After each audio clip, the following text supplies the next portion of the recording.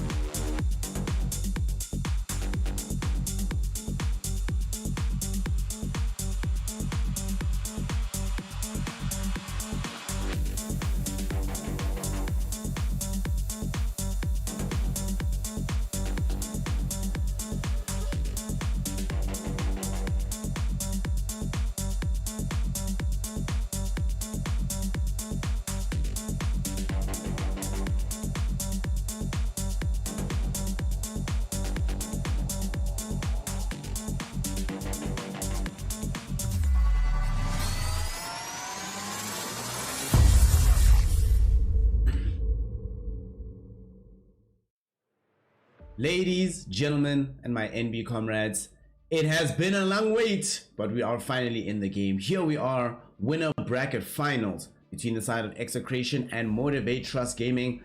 A young best of three to determine which one of these two sides will sit in the grand finals as the final boss of the entire tournament, and which one of them has to do the hard climb, beat Neon in the morning, and then come back to beat their opponent in the afternoon in a best of five. Let's see who can pick it up, who can make it happen. Execration playing on the Radiant side. We have Motivate.Trust on the Dire. We're finally in the game, y'all. Relax. We're here. We are chill. We are chill. We are chill. Hey, Chlorophyll. Yeah, it was pretty much you. You know, you showed up at the exact right time. So, oh, and because I'm not in the lobby, there's no point having on. So let's turn that off. Cool. Execration. Now in the situation, they are going to be dealing with Snapfire first pick, so of course there is not going to be any Phoenix being picked up. Although Phoenix doesn't get picked up nearly as much in Southeast Asia as it does get picked up in the Chinese region, which a lot of you will most likely know me. Davey, shout out, fam. I appreciate that. I appreciate that. Thanks, man. Jesus cool in his own right, but I do appreciate that. Execration. I think one of the ways that you somewhat respond to a Snapfire, right? You do either one of two things. Make sure that you have a powerful enough lane that off lane doesn't just get completely ran over. And I'm glad that they got the Mars pick, because Mars Snapfire, that lane's impossible. Like, flat out impossible. Like, yo, if you play safe lane and you see Mars Snapfire coming at you, you're already in advance preparing the insults for your 5 position to be like, hey man, why aren't you saving this game somehow? So they've secured one of the heroes that makes Snapfire very good. Also denies them a very good combo for the Morty's Kisses. Grab that with the Nyx Assassin for themselves. More vision all across the map with the Nyx hero. Beyond them just having the access to the vision, it also means that now they have some kind of ways to initiate fights away from the Mars. And a decent laner in its own right. This is probably the lane that's going to be playing into the Juggernaut here. I feel like if it's Jug, they probably get a different hero though. Nyx vs Jug is not a very happy matchup. They don't really do anything in the lane itself. Mana burn barely bothers the hero. Provided Juggernaut just has like a mango. Just one mango. The laning phase is fine. He'll have enough mana to either spin or use Healing Ward and not die when you try to get on top of him. Same time, after this Execration, let's see. One of the things they're going to have to deal with though is additional heroes. I'm very surprised that Motivate banned out the Void. I mean, they have Juggernaut, but generally when you're the team that has the Mortimer's Kisses, you don't care about Chronosphere. You enjoy Chrono, you're like, yeah, cool. That's the issue. MTG now, I think going into the second phase, one of the things they have to take special consideration of is exactly how they're going to open up the game for themselves. With this Nyx Assassin being involved, a lot of the usual mid heroes that you pick up to open up the map for you suddenly find themselves under some kind of threat. But now, with this Oracle ban, does seem to suggest to me that MTG, like they took out Oracle and Dusa and Void, seems to suggest to me they want a very fast game with a very high tempo. So I wouldn't be surprised if they got heroes like Tusk, Sand King. Maybe not Tusk, that hero has been falling off like off a cliff. But your Pucks are still in the pool, your Leshraks are still in the pool, your Void Spirits are still in the pool. Heroes that play very aggressively. I do not think that MTG want to turn this into a farm fest just based on the bans that they're going for.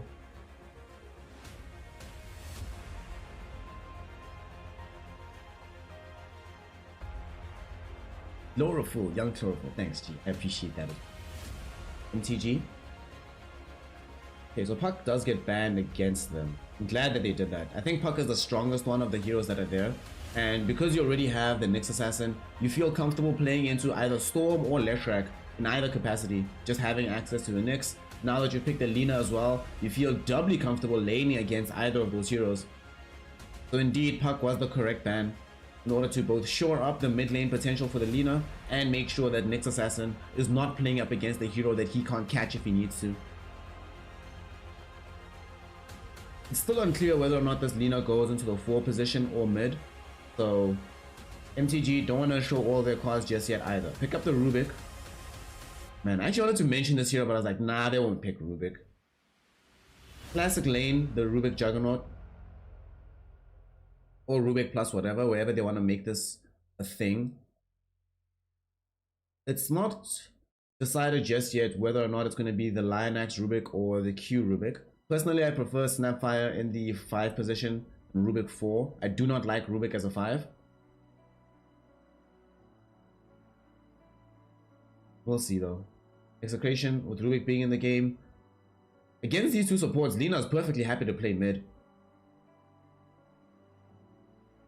The kind of game she should be buying BKB though, if she does go into the mid lane.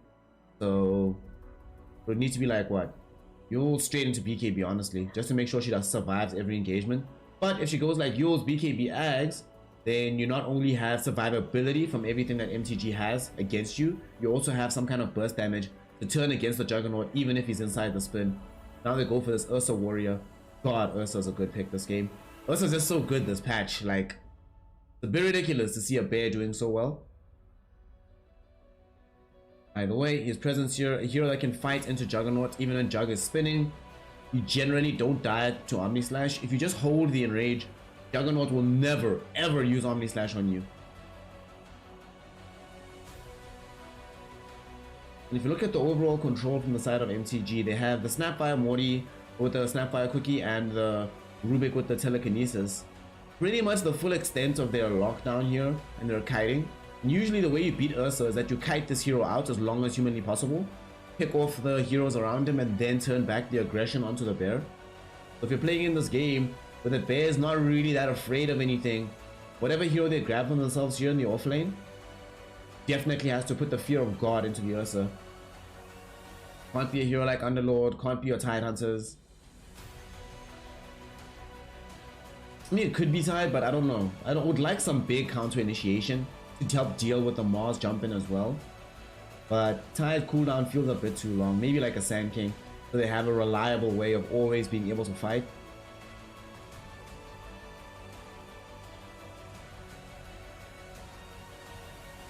GG taking their time with this. Doxia? Punka. Punka! Alright. I can vibe with Kunka. I can vibe with the pirate.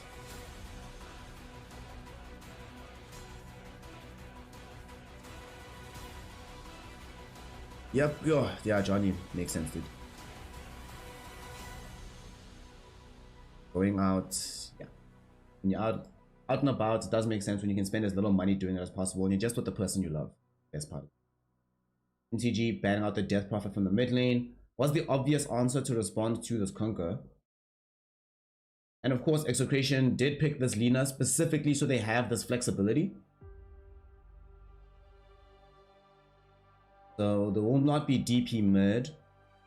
I could still see Execration getting Leshrac themselves. I feel like that hero is really good with Mars.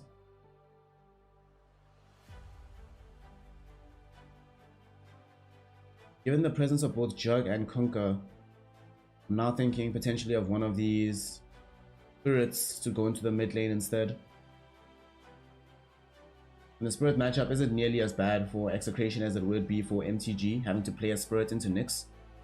And indeed, MTG do make the very, very wise decision of banning Leshrac. Yo, Lesh, y'all. Yo, Lesh, yo.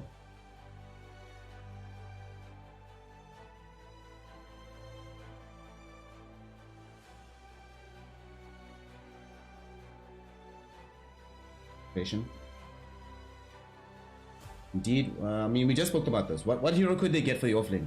Sand King, dude. Nothing else. What was available that would allow them to fight reliably, not have to wait for some big cooldown, have some decent counter initiation, have a decent laning phase versus Ursa. Not a winning one, but a decent one. A hero that can buy Blink Dagger, a hero that can potentially buy Greaves Pipe if needed. Literally no other hero in the game could do this for you. So Sand King is definitely going to be the option here for the side of MTG. Execration. What's going to be the response? What's the response? The response. 10 seconds to decide who's going middle, Lina or somebody else. And it is going to be TA middle. Okay. Okay. This actually feels like a legit TA game. I don't like the low shredder if I'm TA. I don't like initiation from Masoros, but for the most part, I'm not dying either, especially once I get BKB. Yo, once I get these trip BKBs on Execration, Jackie has to do so much on the MTG side in order to be able to secure the victory. This is a really aggressive draw from Execration. From both teams, in fact. There's going to be a lot of brawling. Like, bone on bone, cartilage on cartilage. Just crashing into each other. It's going to be awesome. I can vibe with this. I can vibe with this. Okay. Definitely like what I see here. The one little thing though is going to be Jackie is an X factor for MTG because he can get ultra big enough in this game that he turns the tide half the fights, provided that his team can give him the space to get that large. However, for Execration, their X factor is this TA. TA has the potential to just roll this game like completely. So whatever happens in the mid lane, Fearless needs to make sure that he does not fall too far behind, because if he does, things start to look extremely difficult here. But game number 1, winner bracket final in the PNXBET Invitational. Winner of this matchup will find themselves as the big boss, the finalist. Will it be Execration? Will it be Motivate.Trust Gaming? We do not know, but we're about to find out here in game 1. Let's get into it. A loss so small, the world will hardly notice. Thanks, guys. Thanks a lot. Thanks, guys. Thanks a lot. So, game gonna be getting started soon. Midian, I will try to cost that game if this ends in time. My only thing about the Asta LGD game is that it doesn't matter as much, because both of those teams have already secured upper bracket in the I-League. So here are the actual stakes, right? You drop down to a lower bracket, might not be the grand finalist. So for the next 2 days, at least until this finishes tomorrow, the priority will be the Southeast Asian tournament. But when we do have time, we'll dip into I-League and we'll check it out. Now though, we are underway. Game number 1. Execration. Right, this cameraman is going to give me vertigo. So I am going to... A loss so small, the world will hardly notice. Let's see how this game is going to pan out. This mid lane, like I was saying, TA is definitely the hero that all of this hinges on for the side of Execration to push quickly. On the other side, Jackie has a hard game, but an important one. I feel like this Jug has to become an absolute monster in order to be able to compete in this one. There's so much to deal with though. I have to deal with this Lina, to deal with this TA, I have to deal with this Ursa. Not an easy game by any stretch of the imagination, but in my mind, Jackie, one of the better carries in Southeast Asia.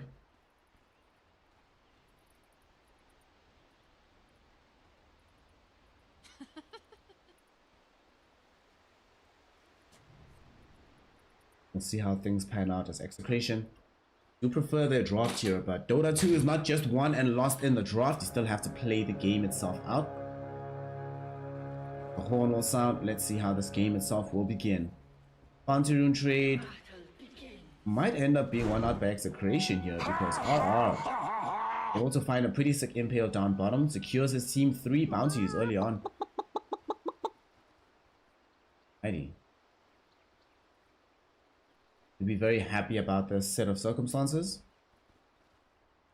The one thing they didn't get for themselves is the first blood, but how that goes in the game itself as now are underway. This lane middle, haven't seen it in a while, despite its often popularity back in the day. And the TA, the way that this hero plays has changed substantially over time, to the degree where I've been seeing a lot of her losing matchups looking quite successful for her of late. And this matchup didn't necessarily used to be a losing one, used to be a winning one for TA, especially as levels started to get picked up more and more. We'll see if that necessarily stays true. For now, trading of farm is all that's on the cards for both heroes. wanna play with fire? What a punk. So he should be in a decent position here. Poor defense. Complexity. Nah, I'm not. I'm not casting. Why does it sound like echoey?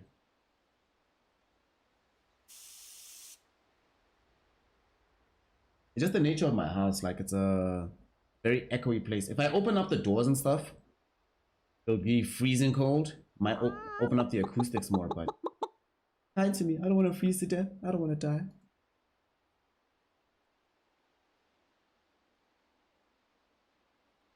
So this quick pause, we take a look top as well. Jackie, with the help of Lionax, the two of them playing with the Mars and the Salina against them in this lane. Not really a lane that you expect Jackie to do the best in. It's rough going here. Lina has a ton of harass to throw out onto you as Jackie, and yeah, sure, you might have the spin to avoid LSAs. They don't die, but LSAs can still come from inside the trees, up you down, more damage than you're expecting to happen in a very small period of time. That's taking a little bit of damage here, but for the most part, all this lane is about is getting Nico farm, and Nico's gonna get it. Jackie's gonna try get some where he can, but this is definitely gonna be the Mars centered and focused lane. Down on bottom. Versa. Gonna get himself Barrow Strike here. Lift it back as well, but Shock able to get back in range of the T1. Still though, this is not a very fun lane to play into. There's a lot of harass, a lot of magical damage, a lot of ways to stun you out. There's Fade Ball to make your farming even harder. For a while I think that Belos will not be the happiest down here in the bottom lane, but provided RR is in the vicinity, I don't think he dies either.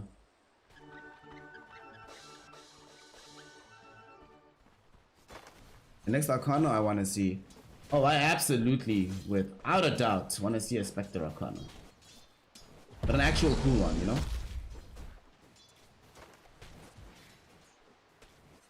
Like a really cool one. Or maybe like think of heroes that like get played a lot but look like trash. Mars needs an Arcana actually. This hero's in like so many games, but very unimpressive design on this hero, I must admit. So something can be done about this. Jeff Howe, if this game ends on time, then yes, we will go all the way over onto China and cover that as well. And let's say in the top lane, trying to find the first blood onto Lionax. Do they have the damage? Fairy Fire was popped by the Snapfire, and with the spin from Jackie, they might be able to bring down Nico instead, and Jackie finds the first blood. Great plays coming in the top lane. Very strong grab to bring down the opposing Mars. Yo, this is the best case scenario. You stop Lionax from dying, you get the first blood on Jackie, you get level 3, get a point into the healing ward. Oh, life is nice.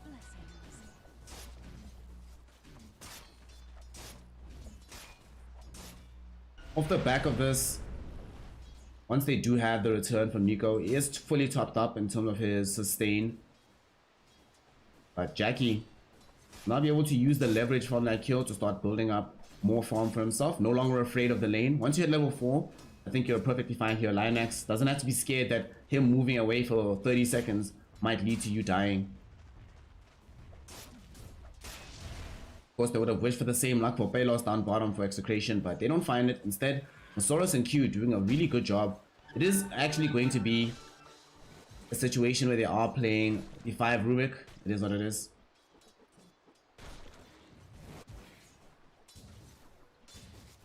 They're doing a really good job of keeping Palos on the back foot down bottom, making his laning phase more difficult for him than it would be otherwise. You no mana to go in for the telekinesis back, but just keep right clicking him.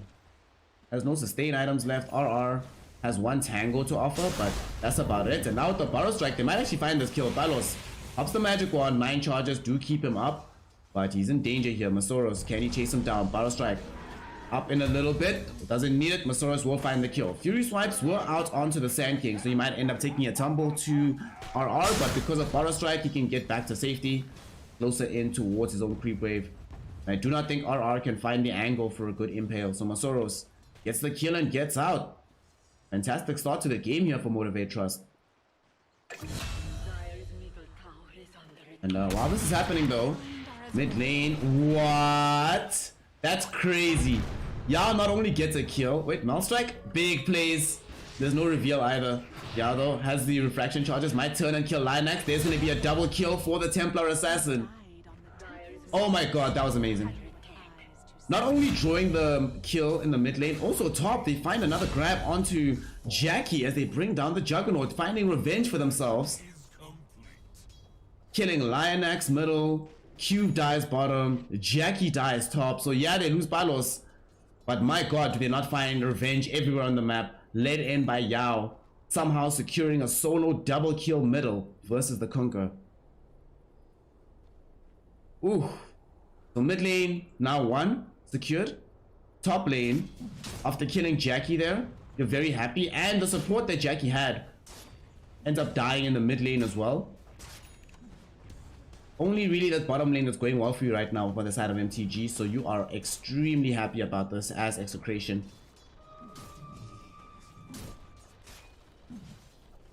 Execration having a good 2 days at the office, securing themselves wildcard placement at the major. And here having a solid early game. A loss so small, the world will hardly notice. We've seen TAs now also recently that whenever they get really far ahead, they've been opting for the Dragon Lance rather than going straight for Blink Deso. Yao has no such delusions in this game, just gonna go for a very simple build. Bottom lane, they almost lost RR on the side of Execration, but they do not. Good movement from Masoros and Q prevents them from getting a kill, unfortunately. Even though the movement was good, not enough damage. And they lost Jackie. How? Dude, okay. They get the kill onto Jackie. Linax might be next to fall now. And indeed he is. They don't even have Laguna Blade. How are they killing this Jackie Juggernaut twice? Oh god. Oh god. And they did that without even requiring a rotation from the TA. So Yoe could just chill, farming up in the jungle. Gets an arcane ring for his troubles.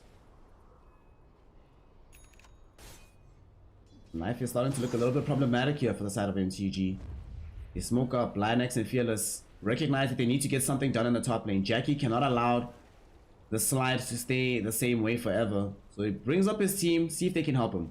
BDZ breaks the smoke, doesn't catch the vision of the heroes, however. Nico does, but this might only lead to death for Nico. There's going to be an LSA, doesn't connect really onto anybody but Jackie.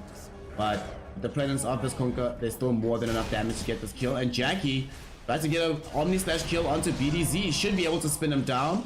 Phase Boots, does he have it? Doesn't need it because Linax there with the Scatter Blast. They get the kill off of that. So 2 heroes are brought down in the movement. Nice rotation from MTG. There was no Observer Ward on the high ground here from Execration to protect themselves from that rotation. In the meantime, the Yoe was trying to put more pressure onto the tower with the absence of Fearless, but not able to get it down just yet. Might happen now though. RR looking for an angle or an impale, not able to get it.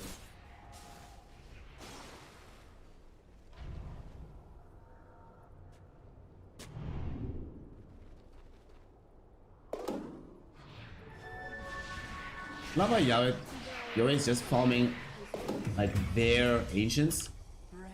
Annex will die inside the river, but it's fine. It's fine. You can die in the river. So.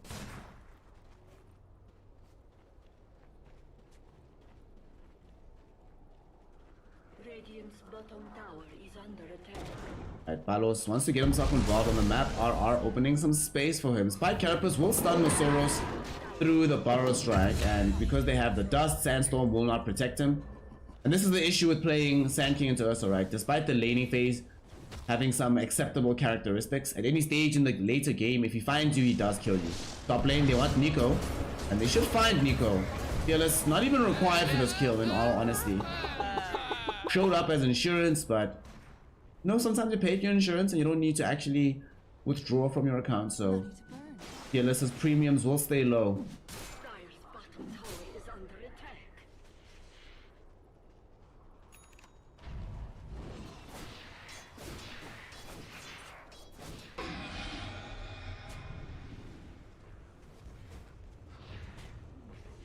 MTG have done a good job of being able to claw back the game in such a way that it's not like just completely running away from them.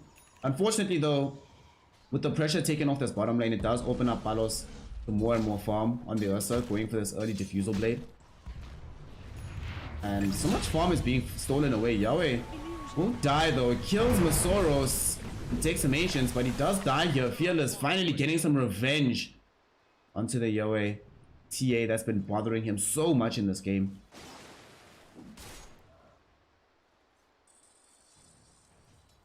Does cost the life of the Sand King though, and he does have Blink. Ah, it's not so bad. If he didn't have Blink, that would have been really bad. Because he does have Blink, it's chilled. The primary objective of this stage of the game was already achieved, and now his team wants to try and press forward into the bottom lane using the Siege Wagon here. Report out with the Ursa, go to the top lane. So both sides just want to do the swap. Make life a bit easier for themselves throughout this entire map right now.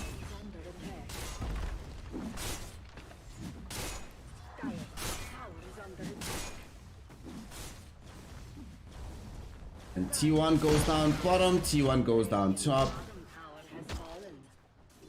In the grand scheme of things though, MTG just happy to have brought this gold lead somewhat under control. And more importantly, we've bought space for Jackie. Like, Jackie hasn't been pressured as hard, got involved in the kill. He's going in for this fighting build, so not gonna opt for Maelstrom or Battle Fury. The decision instead is gonna be to make sure that I get as much damage now, in the period of the game where this Ursa is also gonna be coming at us. Can't afford to try and scale for later, and then lose out on all these fights in the mid game.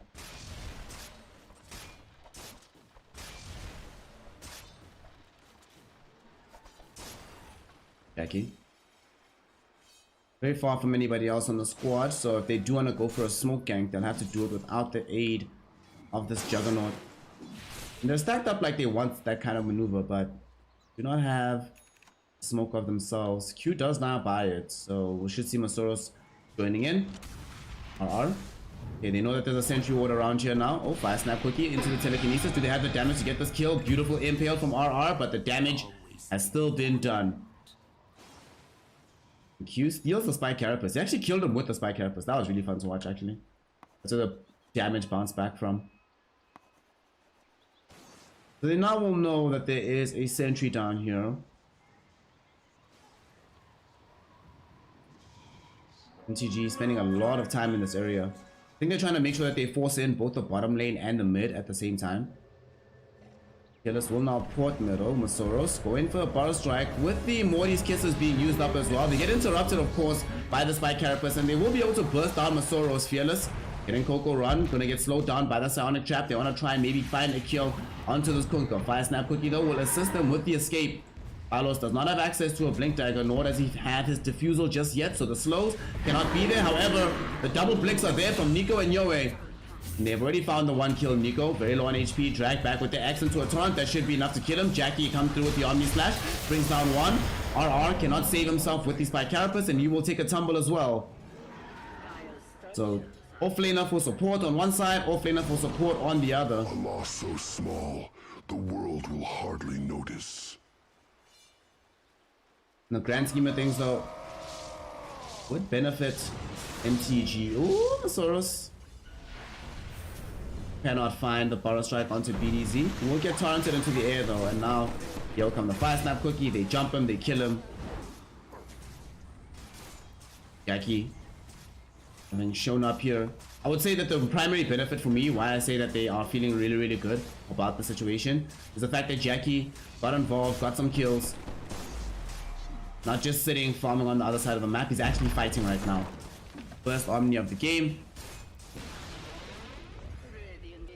Used well, and now they smoke up immediately. Heading out into the top side of the map. Gonna steal away some of these Ancients right. MTG.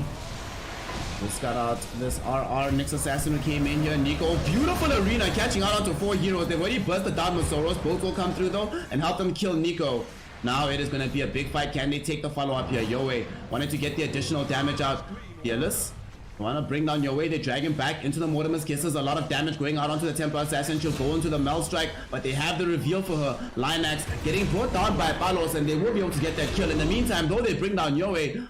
Palos right there on the Ursa, able to get some cross kills. Now they want to try to bring down Fearless. Torrent gets dodged out. LSA also gets dodged, but there's no way Fearless is going to be able to escape from this one, as Palos will get himself the triple kill. The Spare ripping through the side of MTG, and they turn it into a full team wipe. Epicenter though committed middle. They want to get at least something back.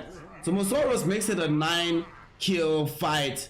Because almost everybody except for this Ursa dies, and now Mosoros might end up paying the price as well. Power Strike available from him. Spear of Mars not going to be there in time to really catch him. A beautiful telekinesis from Q. They were trying to get the Earthshock up onto the high ground, but the telekinesis interrupts the jump, so Palos can't make it. And now Mosoros instead will end up being brought down. Q helping to turn things around, keeping Mosoros alive.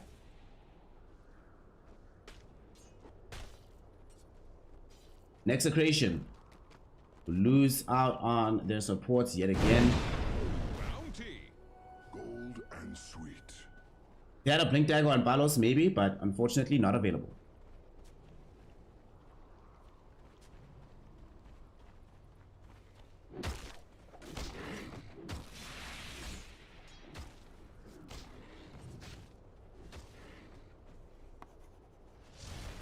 Crazy game right now. Top of the network still being occupied by the TA as well as the Ursa. Yaki putting himself in position to still be able to contest this game, going in for Manta style. Well, it might just be SNY actually, it might not be Manta. In this game, given that there aren't that many stuns, SNY can actually be invaluable. Speaking of stuns though, Arena used up right now by Nico. Nice stolen impale to connect onto 3 heroes, but it's not going to be enough to actually save Q's life. And they look like they want to find this follow-up fight. I'm not sure about this one from the side of MTG. Mosoros closing the gap, does have the Blink Barrow Strike. Palos also here. He's the one that takes the Barrow Strike for his team, and now he wants to get deeper in the fight. Heaven's Halberd prevents him from attacking. They also managed to bring down Linax in the back of the fight. Mosoros, Laguna Blade will be there. And with those kills, Roshan is open now. There's absolutely nothing stopping them from grabbing this Aegis.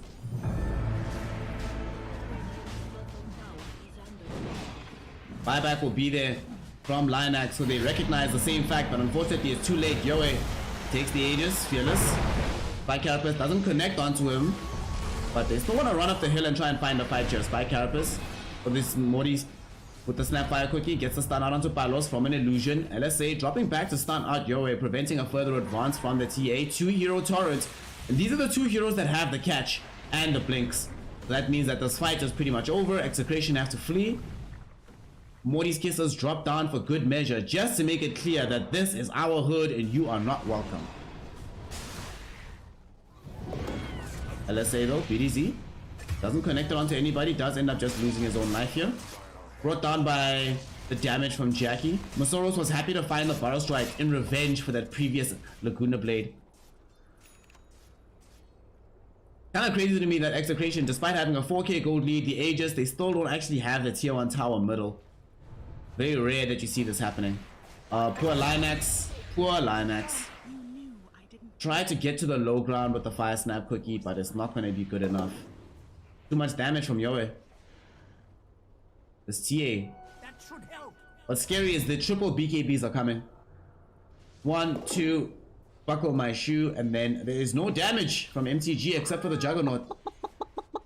Look at the Kunka's build. As double Bracer, Halberd into BKB AC. Not necessarily a right-clicking build coming in from this man. And speaking of these spells though, they're gonna throw them out onto Palos down bottom. Dude, it's an Ursa. Rage is not gonna help him though, because they bring in Mosoros. Very funny that Palos was this far forward with nobody else on the side of Execration being nearby. Especially because they gave Yoe the Aegis. If Ursa is sitting with the Aegis, then it is what it is. That kind of move happens all the time, but when he's the one that doesn't have the Aegis, it's very confusing. But they potentially feel that just Yoe is the bigger win condition than the Ursa. Ursa's gonna dish out a lot of damage, but they need this TA to be stronger right now. Radiant structures are fortified. Radiant's bottom tower Linux. They find the nice arena to just bring Linux down, but not sure this is worth it because they're gonna X back Nico. Look for the follow-up fight here from MTG. Jackie coming closer with the Omni Slash. Do they have the damage? LSA doesn't really connect onto a viable target. The spin will be there, and there's enough damage from Jackie. Helped out by the stolen Impale. Nice Omni Slash. Speaking of the Impale to bring down RR. Yoe doesn't get himself brought down. At the same time, they bring down two supports on the other side of the fight. So now they maybe want to chase for more. Fearless being caught up to by Palos, and the Bear wants to run down the Pirates and will succeed in doing so. PDZ is the one that puts him in the grave at this point. But 3 heroes fall. MTG and TP out on Jackie. But now they're gonna find a way to steal their Ancients for Execration. Yoe, Deso, easy way to bring these all down. They even find some neutral items while they're at it. Good times. Give the TA the Grove Bow. Vambrace will be sent back home by Palos. He's sitting with the Bullwhip right now. I mean, surely you take the Vambrace and you swap out the Bullwhip? Maybe?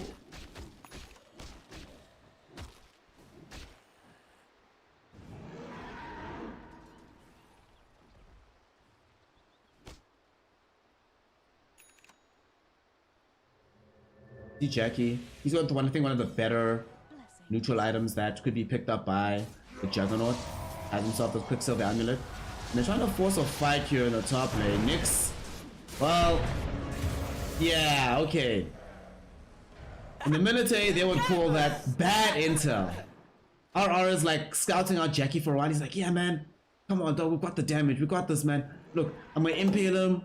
You're gonna spear him. You've got max God Rebuke, bro. We've got this.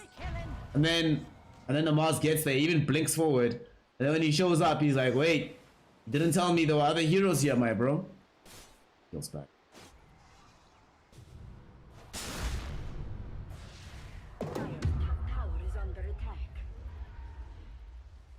Soros lost like half his HP there.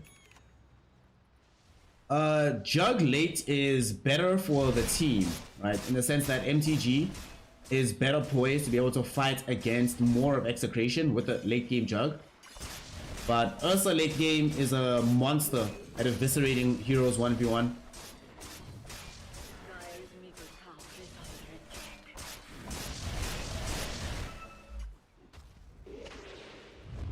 Smoke up from Execration. They have now at least 2 BKBs.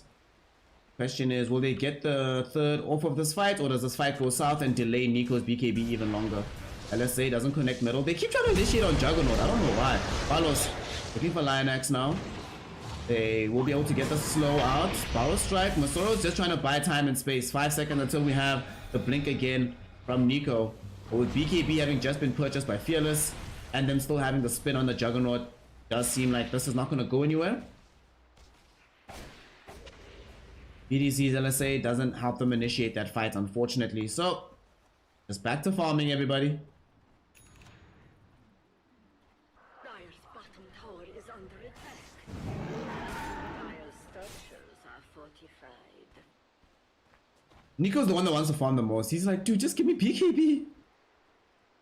Just want BKB. Dire's bottom tower is under attack. Middle. Soros was potentially triggering the air P. Get the power strike onto Palos.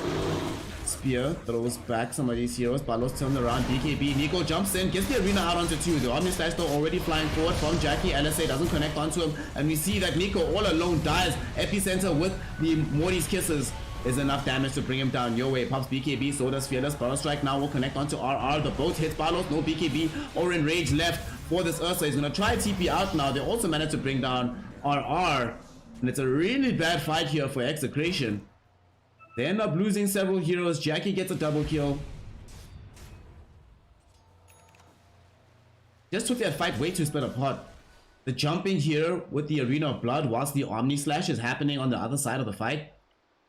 The thing is, like we just discussed, if they have to fight against the whole team, Jackie is better poised to be able to do that than Palos is. Because there's no Basher or Abyssal Blade available yet on the Ursa, once Jackie starts spinning, he's 100% invulnerable. Not invulnerable, but you know what I mean, he shouldn't die. can position himself appropriately to stay away from losing his life.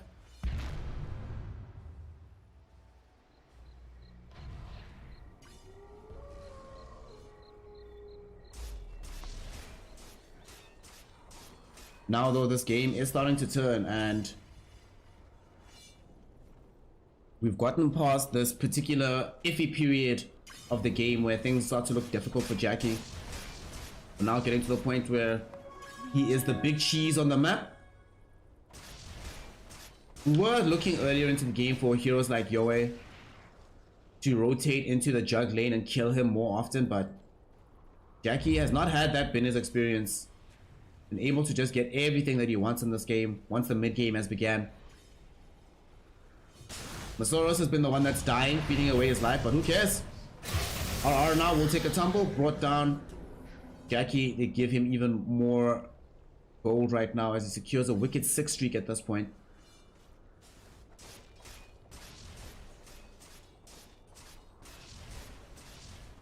I think the big issue is that Nico hasn't actually really done anything in this game on this Mars. Bottom tower is under attack. Like a very rarely in this game been like, oh yeah, that's something only a Mars could have done in this situation. I think the lack of him having BKB is really being a major issue. And also the fact that they keep trying to initiate onto Jug. Now, Jug is strong enough that can survive through any of these spells, so they're inside the Roshan pit, looking for this Aegis with the cheese and the shard. Some awareness is being shown by Execration of a move like this, but getting down into the pit itself to stop this from happening is another different kettle of fish. Battle strike from Soros. They get the stolen LSA out as well. RR does die, does have buyback, has to use it. Because now they know there's no Morty's kisses. This is actually huge. That's a large portion of damage that's no longer available. Battle strike. Soros getting caught by it. Yoe jumping into the pit, looking for Lion X. Omni Slash onto Palos. Palos is dead. Palos has buyback. He has to use it. He has to use it. Laguna Blade will help them to bring down Lion X. There's going to be the boats flying forward. Fearless helping to kill Nico. Yet again, Nico goes in with an arena far away from the rest of his team, so there's no follow-up damage. Execration not playing on the same page at all. With the buyback from Lion X and none incoming from either BDZ nor this Ursa, this Aegis is going to be secured by Motivate.Trust. Picked up by Jackie. We give him the shot and give the cheese towards the Kunkka. Now suddenly MTG, a team that is extremely far ahead at this point.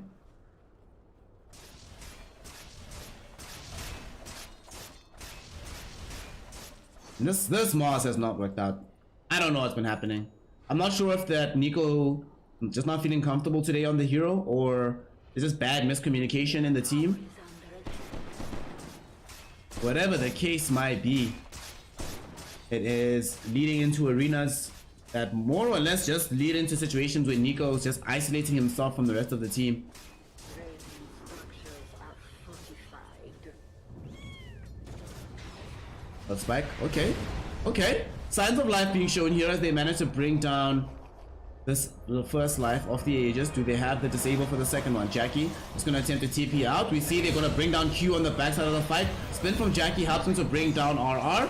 Damage from Lion X more than enough to secure that kill. Oh, Fearless caught on the edge of the arena. Still gets popped out of it though. There's going to be a nice LSA catching both him and Masoros. Although they lose Yoe, Jackie is now turning up in this fight. Balos will pop BKB, but Jackie's too strong now. You've let this game get to a point where Jackie's the big cheese. You're the one that has to run away. Can they even get Balos out to safety? They can, but BDZ will not be so lucky as Jackie has the right click damage to kill him. It's a beyond godlike streak now for the Juggernaut. 5k gold lead. Honestly, this game is over. This game is done. This game is done. Woo. Execration is not able to keep up with the team fight of MTG, but I don't know, man. This Mars, I don't know. I don't know. Rough game for the Mars here. Now they're gonna lose the first laner Rax.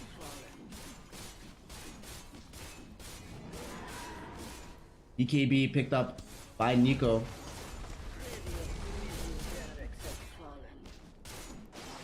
I mean, it's a bit late now, buddy. It's a bit late now. It's a bit late now. Yeah, definitely Nico, bruh. Definitely Nico. Put in that work this game. Oof.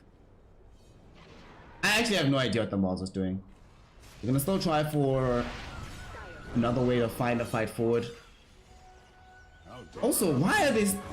I'm still so surprised, right, that a team that has double blink dagger, and they had these double blink daggers at like the 13-minute mark with Nyx Assassin, this team still insists that the only way for them to initiate is to run directly at the Juggernaut's face. I'm just shocked at how Execration has played this game out, honestly.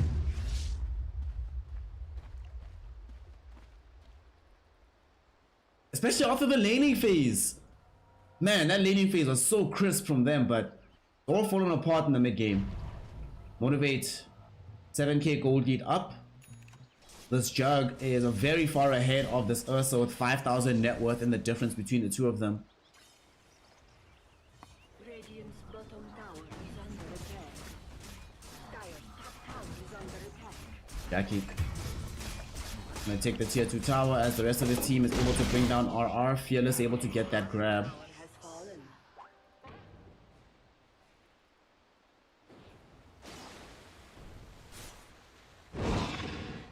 BDZ does have the Aghanim Scepter, so they have some kind of damage through the spin, but I don't know. He has more net worth at this point than the Mars. Someone's mentioning in chat that they've been giving her farm priority. And indeed they have, but it hasn't worked out for them either. Maybe the idea was that they could use Yule's initiation as a way forward since they couldn't rely on Nico, but neither of these potential plans have worked out really. Jackie spinning up onto the high ground. Masoros will get caught by an arena. Okay. Not sure what the arena was supposed to do for the team. Okay. Jackie, swift slash, easy kill. And now they want to try to get the kill onto BDZ as well, who's stuck around for some reason. Will now find himself getting brought down to death.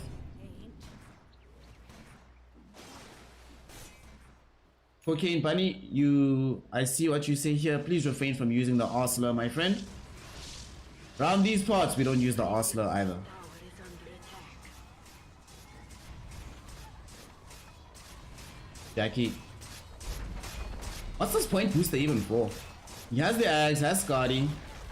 Radiant's top tower has fallen. Value point booster, let's go. Our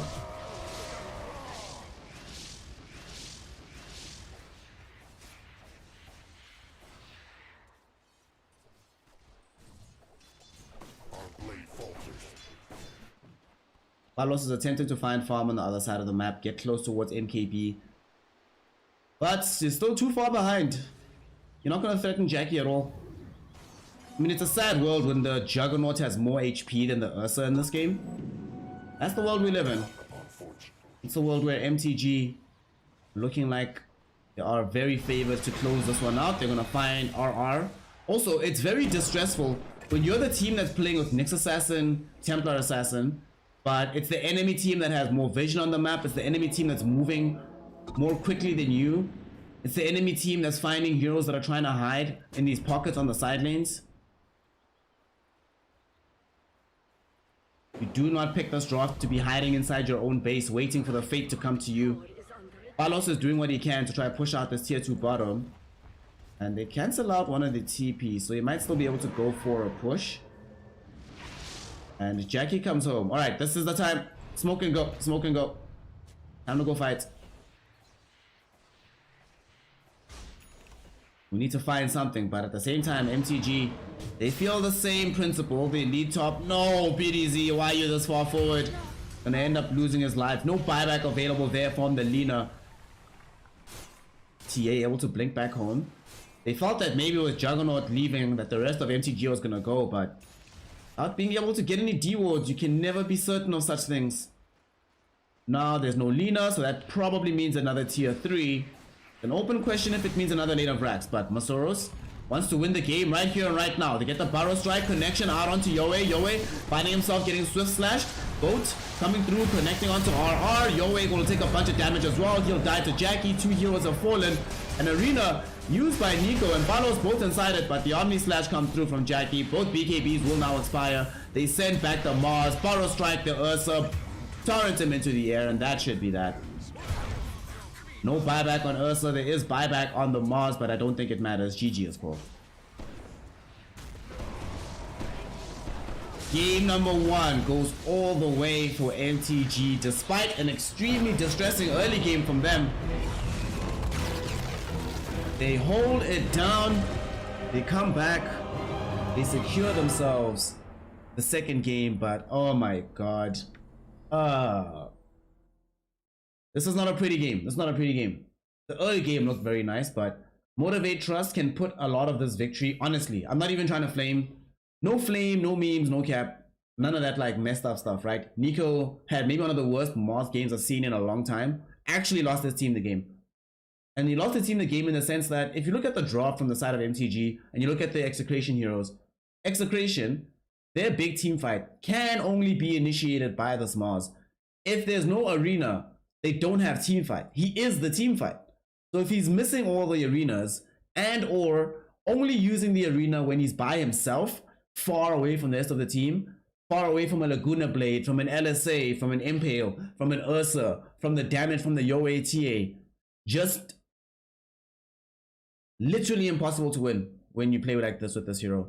Like, literally impossible. Quite literally impossible. Wow. Okay. Execration coming out here with a game that doesn't look that good for them. So MTG take advantage of this fact and do secure themselves game number 1. They also played quite well. Not to take anything away from how they themselves played. I do think Execration did most of the favors, but you still have to be able to exploit when your team is doing you a favor, when the enemy is giving you a victory like this. Jackie farmed extremely well. Masoros was putting his life on the line very often early on, but it kept working out and eventually stopped dying while he was doing it. I must say as well, Q though, I must say Q did an incredible job this game. Quietly on this Rubik, having a stellar performance, did everything his team needed him to do. Several times there were saves that would not have happened without his presence with the telekinesis. He's had an all-around really good game, very good team game for Motivate.Trust Gaming. So they've done it, they've gotten themselves game 1. Can they get game 2? Can they put themselves in the grand finals as the big boss of the tournament overall? We're going to find out. We're going to find out. Let us see very shortly what's going to happen. In the meantime, here for the first time, hello, what's up? Come say hi in chat. Come hang out with us. Make sure that you are following the stream as well. Also, if you've had fun, you've been enjoying what you're hearing, consider becoming a supporter of the stream and of the channel. You can do so in several ways. You can become a subscriber through Twitch, get access to all these emotes that you've been seeing Johnny spam out all the time. You can decide to become a patron, patreon.com, or you can support by making a donation through PayPal. Young Johnny, yet again, leading the way and showing us how to do it. Get your name up here, put your name out here, and more importantly, support the stream, because all of this is only possible through your generosity. Without your generosity, I have to be hitting up that 9 to 5 to make sure I have enough to pay for rent and stuff. But with your generosity, I can be here giving you Dota 2. So with that, we're going to take a short break and we'll be right back with some more incredible reaction.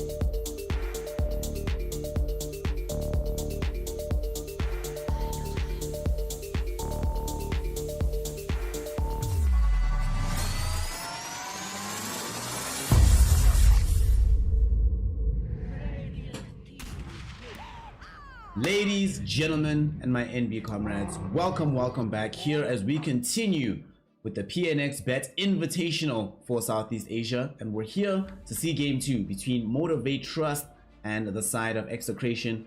Game 1 went the direction of Motivate.Trust when Execration, 10 seconds remaining. let's just say, did them a few favors. Now, we need to see in Game 2 whether or not MTG can keep that momentum going, get themselves a 2-0, put themselves in the grand finals, or are we gonna have Execration fighting back and taking it to a deciding game number 3?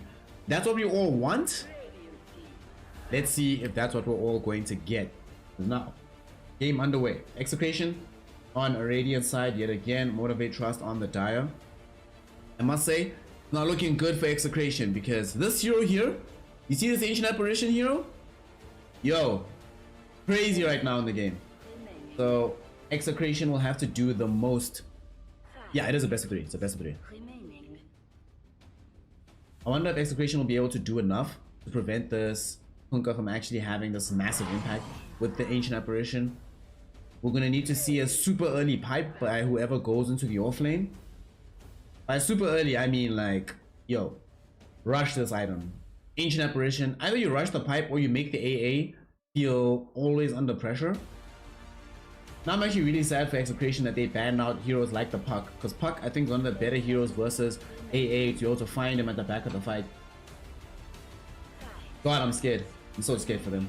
Execration, they do have the Magnus with the Snapfire, so Morty's kisses for them. They have the Fire Snap Cookie, they have the RP. Also, this Magnus hero has been extremely versatile, so it's not really clear where on the map it's going to be played by Execration. Is this Magnus going mid? Is this Magnus going into the off lane? Is this Magnus going safe lane? And with all of those being viable options for how he wants to play out the game, further complicates how they might want to draft on the side of Motivate.Trust. The big thing though with the Magnus is that now it presents opportunities for combos. And we see MTG already banning out the most common one with the Mag Jug. They have lost pick for Execration, so they can still go for heroes like Mag PA. I would ban PA. If I'm playing a hero like Ancient Apparition, the last thing I want is to play against a team who can kill me from afar with literally no counterplay available. Decided to take out the Ancient Apparition, the Anti-Mage instead. How do y'all feel about it? How do y'all feel about this ban on AM? Might mean that they need to... Come on, just ban Leshrac. 10 seconds. I see AM bans, I'm like, Lesh, Storm, suddenly these heroes feel a bit good, so ban them if you can.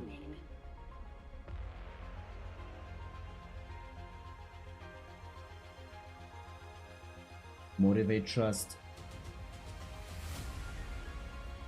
Funnily enough, actually, Motivate.Trust was one of the first teams I ever got, like, that I actually costed. Like, internationally, in terms of being in the lobby, in the game and stuff. A tournament like, do y'all remember a tournament called GSC? Years ago. That was good times. Obviously, the team is very different, but still a mostly Thai affair right now. Only really Jackie, who's upsetting that particular order of things.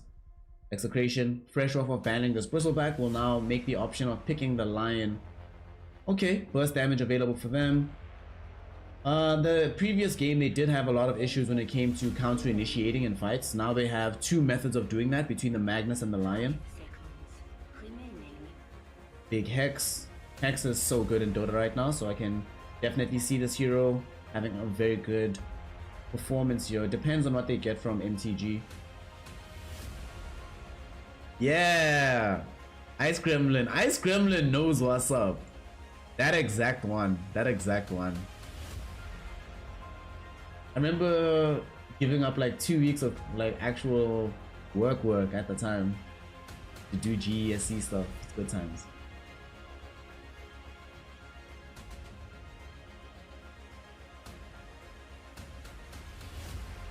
Motivate.Trust. Now, what is going to be the pickup here from them to help deal with this line? I want a nice solid hero. Ancient Apparition. Where do they want to play this game? Could be for Q or for Linux. I hope, personally. This is just me. I think Ancient Apparition doesn't actually need much to be super successful, so they can just give it to Linux. And then Q can play something else, like, let's see, like this Marana. Alright, this is the most likely Q Marana. Okay, I can live with this.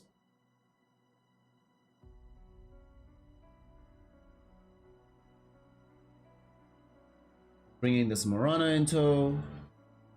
Gives us damage in the lane a little bit, but more crucially, it gives us some presence in the map with Moonlight Shadow. There's no real easy setups for the arrow outside of the X from the Kunkka, so they have to be very on point to land those initiations. However, this does mean that it is now possible for Kunkka to set up for rotations towards middle. So whatever hero they pick middle for, Execration has to be a hero that can ideally survive that kind of rotation, but maybe have an escape of their own. Magnus, of course, would have Skewer if he is the mid hero here. Execration. We will now know who's playing mid. For better or for worse. We're about to find out. We're about to find out. We're about to find out. Jiva Jago, what's hood? What's going on?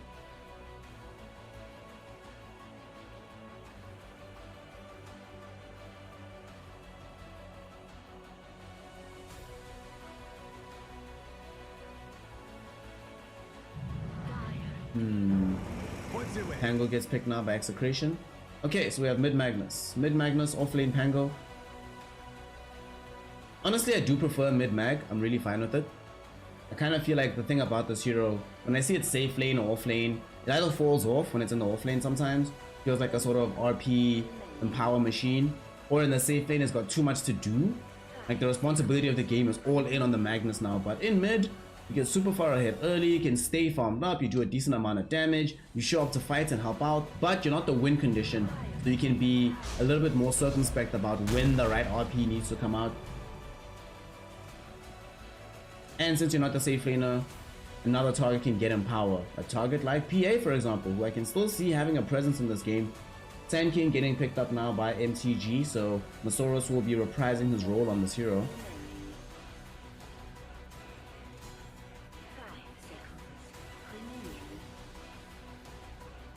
Wait, what is Lucky Knife saying?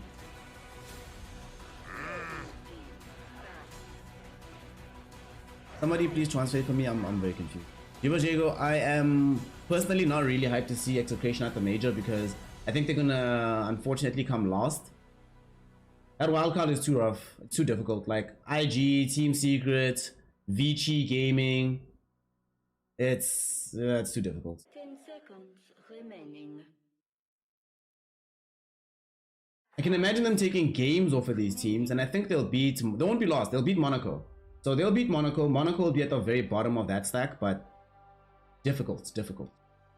Still though, Cinderella stories have happened before, and this time it might be their turn. The game that they're playing now are in many senses a dress rehearsal for what we're going to see from this team at the major. So though the tournament might not matter, it matters. Execration. Now we're gonna see what are they gonna put into the safe lane is the question. For MTG, this question is also being answered, and that question is gonna be Jackie Bloodseeker. All right. Okay.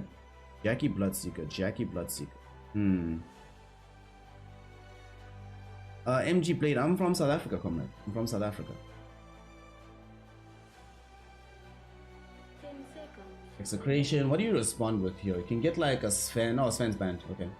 5 Never mind. seconds remaining. Never mind. Never mind. There's no Juggernaut. Just pick PA, dude.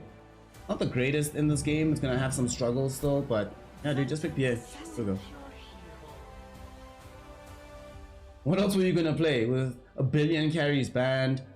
You want a hero that has big burst against Ancient Apparition. You want a hero that takes advantage of the Magnus and power. You want a hero that will buy BKB so he can fight against most of this lineup. You want a hero that can scale later against Bloodseeker. What the hell else was in the game? So let's do it. Let's do it. Execration, the Palos PA.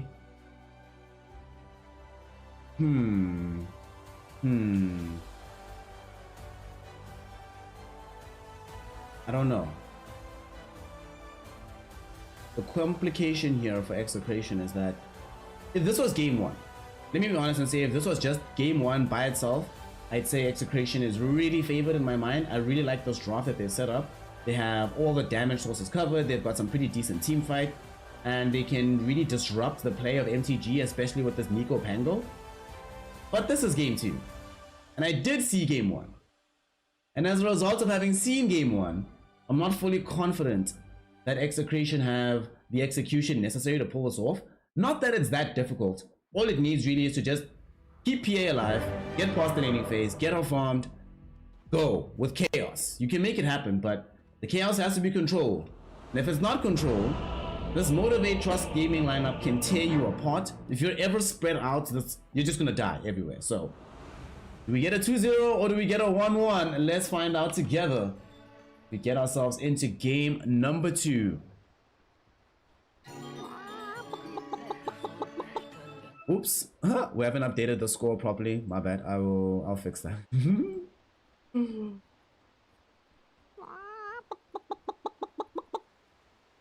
As it stands right now, the score is 1-0 in favor of the side of MTG.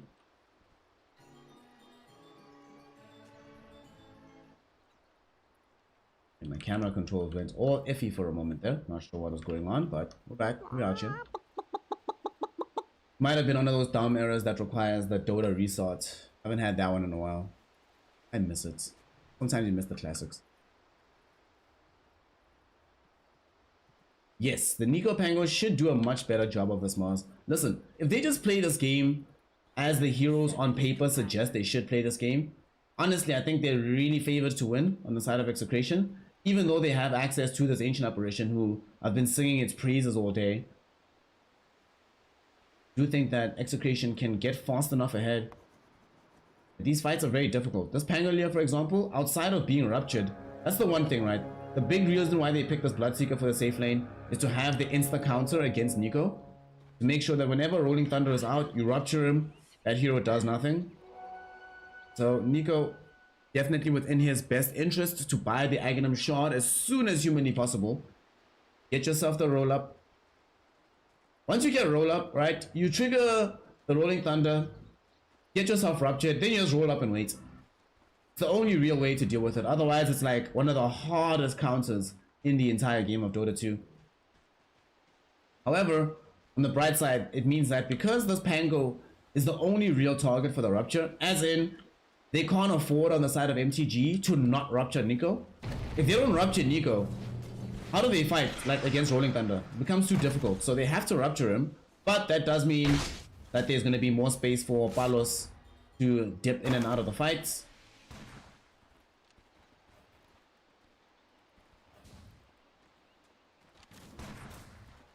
In the previous game, we spoke about heroes that have to have a major impact. Yet again, I do think a lot of that is going to come from the mid lane for Execration. Yahweh cannot play a game where he's just an RP / empower machine. Has to be active on the map, getting his own farm, feeling like he can actually help tick over targets. Needs to get the Aghanim Shard, needs to get BKB. There's a lot to do here for Yahweh. Definitely doable, definitely possible, but not going to be the easiest in the world. Jerry in this mid matchup tends to favor this Magnus, because despite you having access to Torrent, Tidebringer, he has Shockwave, a very good animation, decent damage, more damage than you do have, even without having to come to the lane with a Bracer, so matchup should favor the Magnus in this particular situation. Out on top, BDZ gonna drag a creep wave. Linax cannot stop this. Nico will be very happy about this particular set of circumstances. Of course, Nico can't also play very aggressively into Jackie's face, because of the dynamics of how this Bloodseeker works in this lane. So Jackie's gonna have a very, very good time this game. It's gonna be unlike the previous game where Nico was able to kill him twice in the laning phase. That's definitely not gonna happen. Of course, actually might lose Nico. No, he's fine. Swashbuckles away to safety. And of course, down bottom, Palos on this PA. The backup of RR, the two of them trying to get as much farm on the PA as possible. Not the easiest to get into the Sand King lane, and he would have learned from game number 1 what might happen. He plays too aggressively in front of Masoros there. I mean, in this game, they don't just have telekinesis. This time around, it's Burrow Strike into Arrow, which is definite kill threat. Something that's very scary for Palos to deal with, especially because he's playing this PA, a much squishier hero overall than the Ursa is.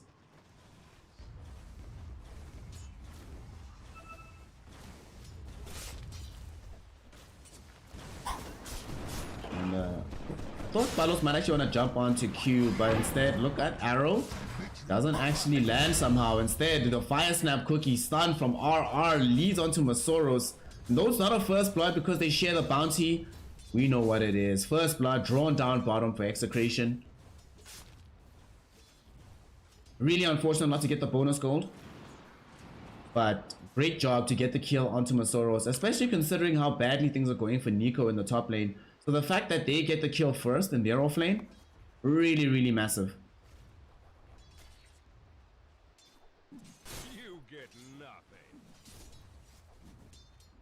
The arrow landed on the Snapfire. RR went for the Fire Snap Cookie and got the stun out onto the Sand King, so blocked the arrow from actually reaching him. So Palos couldn't stay alive. Now they're putting damage back onto Masoros. This lane gets really scary. Actually, Masoros is gonna die again. He's gone. Fire Snap Cookie. They don't find the necessary stun, but they find the vision. They know where he's at. He's dead. 100% dead. Massive, massive, massive here from the side of Execration. Getting the back-to-back kills onto Masoros. Q got caught a little bit sleeping. Wasn't present in the lane when this was happening, so Masoros did not position himself in such a way to indicate that he was playing alone. Guys will not have port back into the lane. Again, Nico top was losing the lane pretty bad. He's still losing the lane pretty badly. Actually might die to Jackie here. No swashbuckle available. So he's gonna get ran down by the Bloodseeker. Still, it's only his first death. And they also lose BDZ though. It dies here in the jungle. So looks like this top lane is the weak link right now for the side of Execration, because mid is crushing it. Bottom just got themselves 2 kills.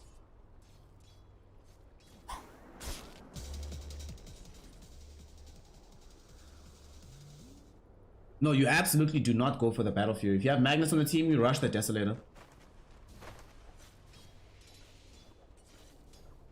Young Sandy! Young Sandy. What's hood, fam?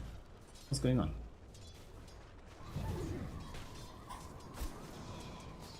Past the 5-minute mark right now. I don't think, given the Magnus is the hero middle, that we'll see much rotation from him. Yowie is going to be much more quiet. Fearless might be the one to make the first moves.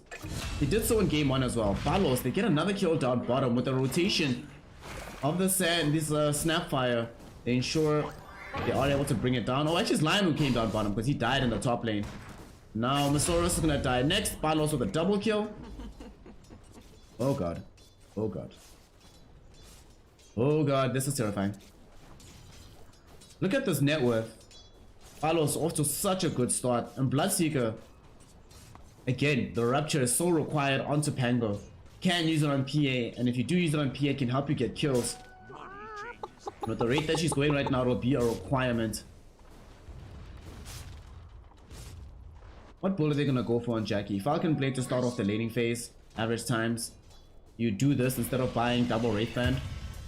But afterwards, Maelstrom, maybe? Not sure.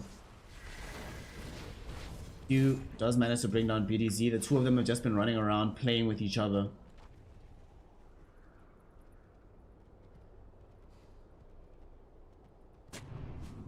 Yowie. Gonna keep farming these stacks, getting as big as possible. Blink Dagger first for the Magnus. I'm fine with this. That way they can initiate onto Jackie.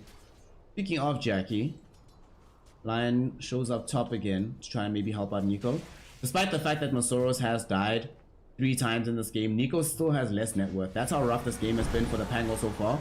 Both flying forward from Fearless, doesn't connect onto the mag. Skewer is able to save him, so he's A-okay.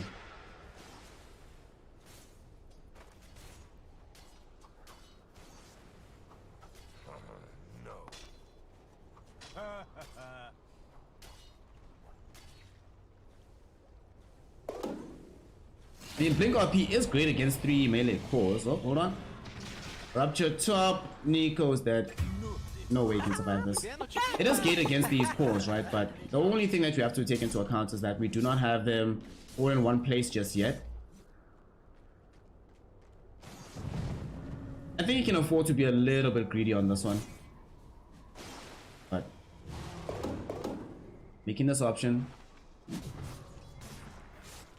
For Palos, Masoros has for the most part abandoned this bottom lane, so we do have full freedom for the PA to just farm. Desolator right on the menu. It's not gonna be too long before that becomes available.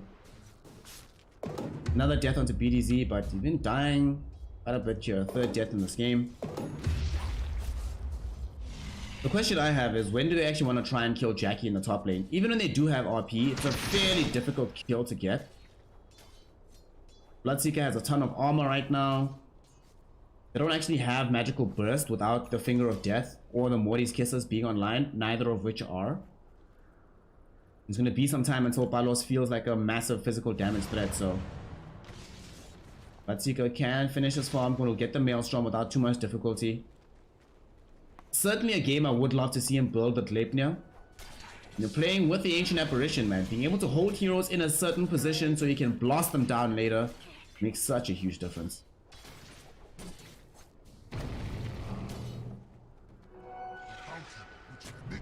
Yeah. I think they might... Oh, Q is going for a particular arrow here. They will go for an X.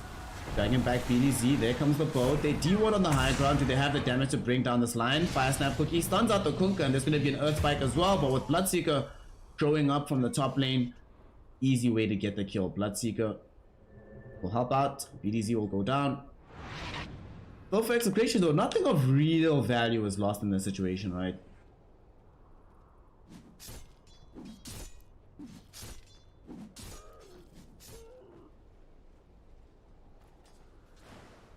The thing of value though that is gained by the side of MTG is that it's more gold towards this Kunkka. Is rushing an Orchid in this game. Much more of a utility spell casting style of build. Very rarely in my life have I seen Orchid on Kunkka, and the times that I have normally comes a lot later in the game. Very rarely have I seen this as like the first overall item. No halberd, no nothing. Get into Orchid. Okay. To be fair, the damage between the Orchid, the Soul Burn, and the Ice Blast, woof! Easy kills half the time.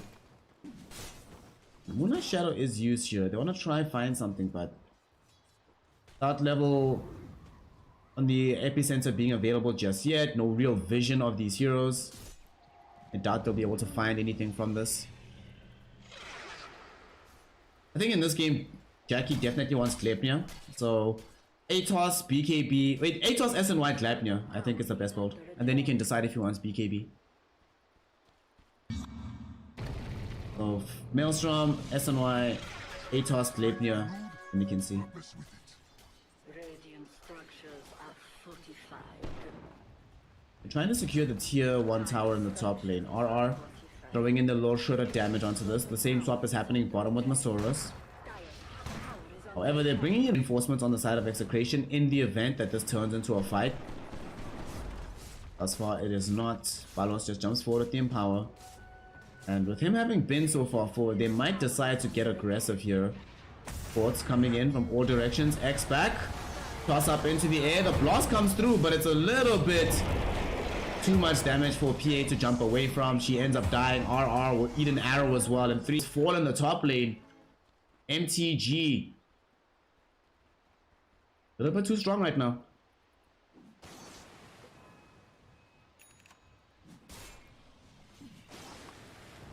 Oh boy. That actually is a good question. Where did Fearless find all this farm? Because he's only been involved in the 4 kills. I don't think he got any of them except for the one on Palos. Okay, there's a source of gold. Killing Palos, ending a killing spree. It's a nice shot in the arm, but Fearless is having a really good game on this Kunkka. And we are seeing what will happen every time you get Ice Blasted. That potential, man. X back into Ice Blast. It's so difficult to deal with.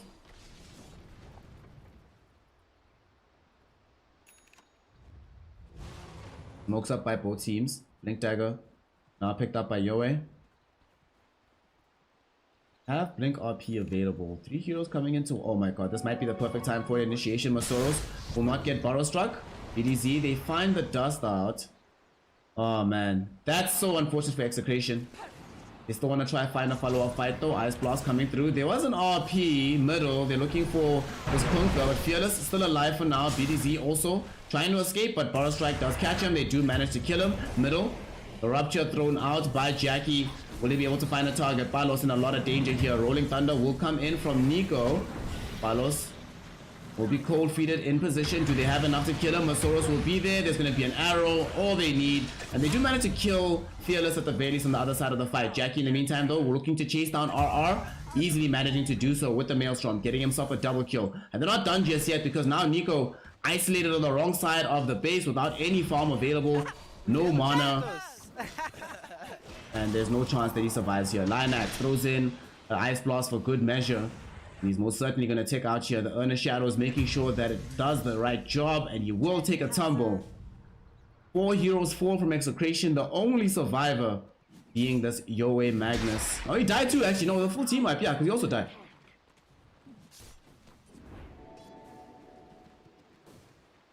Oh boy. MTG. Very strong fight from them.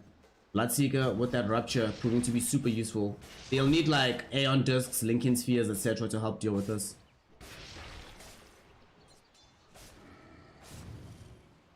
Also, I think the decision Tower is under attack. to go for the RP solo onto the Kunkka, thinking you can kill him, was never going to work out.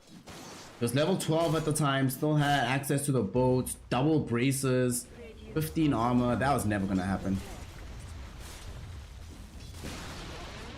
Radiant's bottom tower has fallen.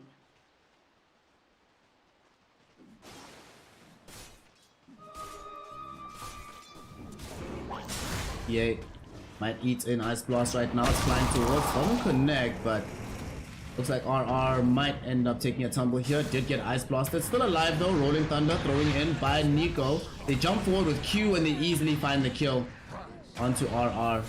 Nico is probably going to die here. Finger of Death from BDZ does help them to actually bring down Masoros. Although they get the potential grab next onto Nico. Do they get this RP on the 2 laid out? But they can't get Palos in with the damage. Only now throwing in a dagger or 2. But still no hurt. So they RP and they have to just TP out immediately afterwards. Because Palos does not feel comfortable enough to jump back in and help out with the damage. In fact, they X back Yoe. The Magnus thought he'd be able to survive this fight, but the X marks the spot from Fearless. On point, on the money. They drag back Magnus and they do manage to kill him.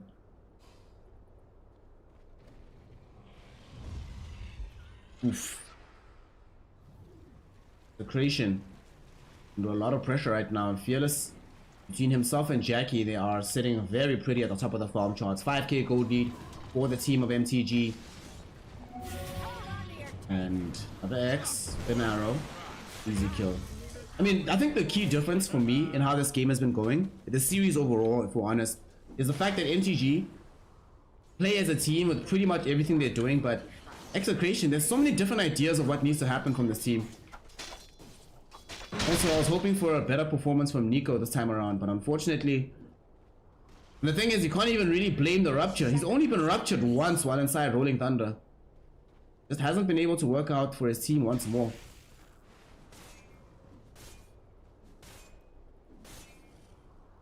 MTG in the top lane now, just dealing with the push that's coming in towards them. Trying to make sure that they can secure this lane top, and then afterwards push it all the way back towards the Execration side of the map. Jackie is building the SNY that we spoke about earlier. After this, I think you go Gleipnir and then you go back for BKB. This game though is not over by any stretch of the imagination. You are still playing with Mag and the PA. But okay, I don't really know what's happening here from Execration. Why are they... Oh, that was... okay.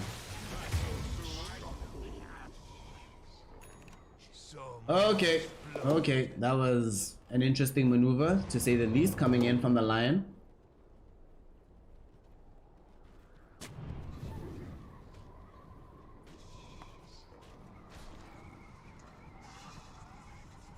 And without Palos being nearby, I don't think they actually have the damage to go for a jump like this. They're on 2 underfarmed on the Magnus. They didn't actually get anything post the laning phase. Very similar to what we saw in game 1, where once the laning phase broke down, MTG were just incredibly far ahead. Up lane. RR duels into the air. MTG will not be able to land the arrow, but they still find the silence. Out onto him. Rupture though thrown to Nico. He's definitely dead. No chance of surviving this. Jackie just brings him down.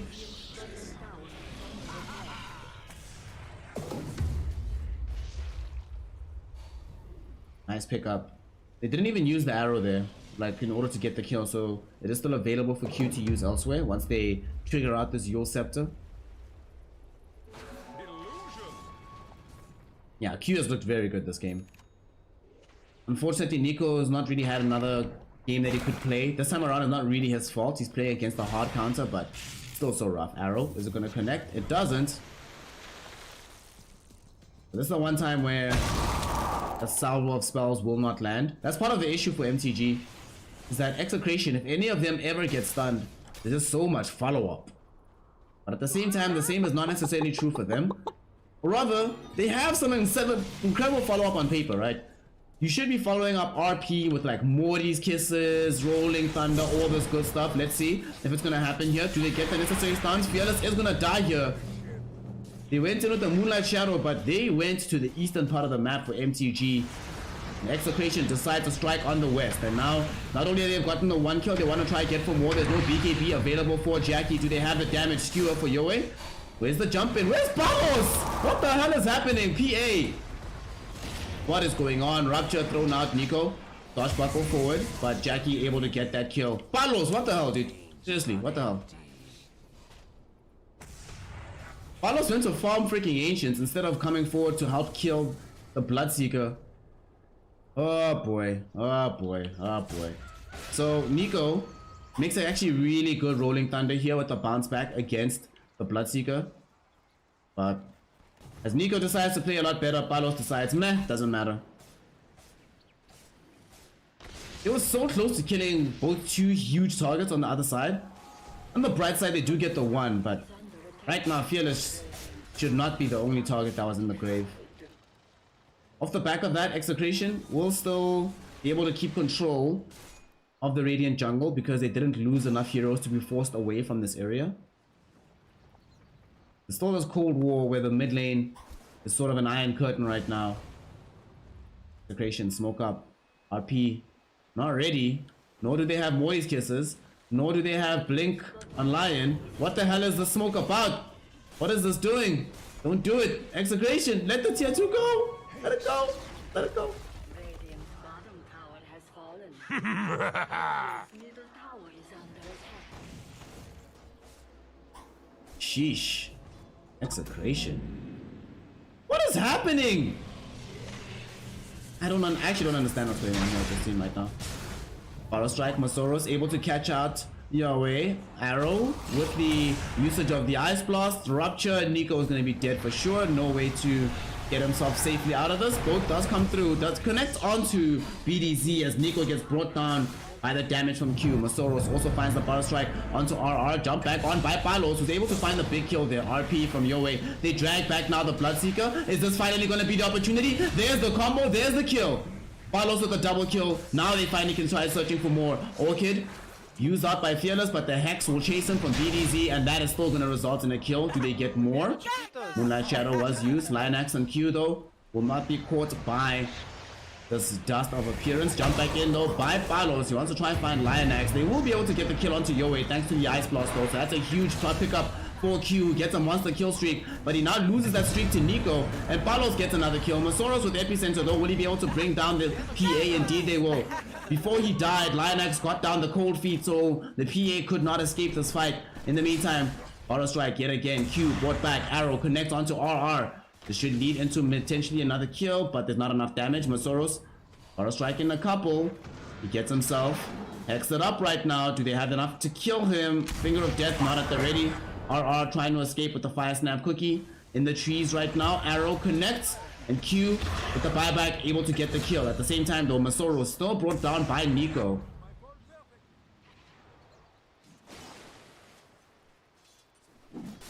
topsy-turvy engagement at the end of the day does break in the direction of Execration, because despite the fact that they end up losing the PA as well as the Magnus there, they got a dieback out of Masoros, forced a buyback out of this Morana. And Palos gets himself at the top 2 of the net worth. BKB can really start to turn this game around. And this game is turnable. Make no mistake. MTG are not in the clear. They are not fully in a situation where they like, yes, this game is ours for the taking. BDZ goes up into the air. He will get blasted down and die here. And they manage to escape with the rest of the team though. Not caught out. Nico. They have Rolling Thunder jumping back down to Fearless. They force his BKB. So Palos, provided he can escape away from this, should be fine. Go Whip will be there. Nice arrow connection, and they will be able to find this kill.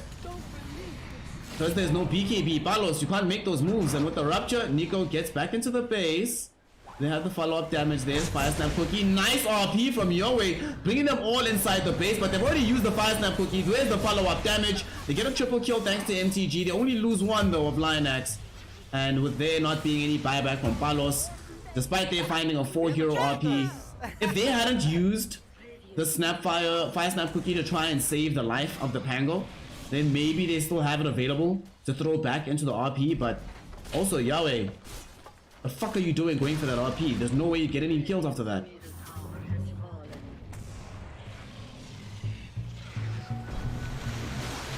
Now, when Yahweh respawns, they will not have access to said RP. And MTG.Trust, I was saying moments ago that they do not have the final stamp on this game.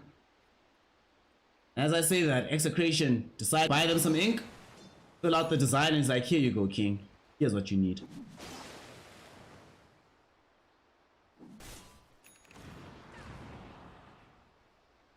Q also did a magnificent job in that fight. In this game, in this series actually, Q has been performing magnificently. His moves on the map, for example, that previous buyback of his, without that buyback, this game is very different. But because he does buyback, things do still look the way they do. BDZ. Yet another time he eats the Ice Blast, will to be the 10th death for him in this game. Feels pretty bad.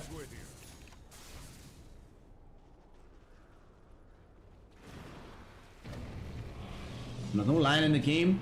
Want to reach for this Aegis. Jackie with BKB in tow. Looks like he doesn't want to actually finish the Gleipnir for now. Rather go for MKB. There's no way that they can defend this on the side of Execration.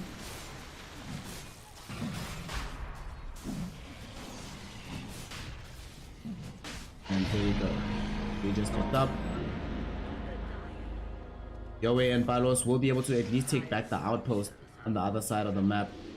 The first BKB finished for the team. The second one still being built. Q also finding a kill top lane. They get Nico. Oh boy. Oh boy. On the bright side though, it's only an Aegis. There's no cheese or shard.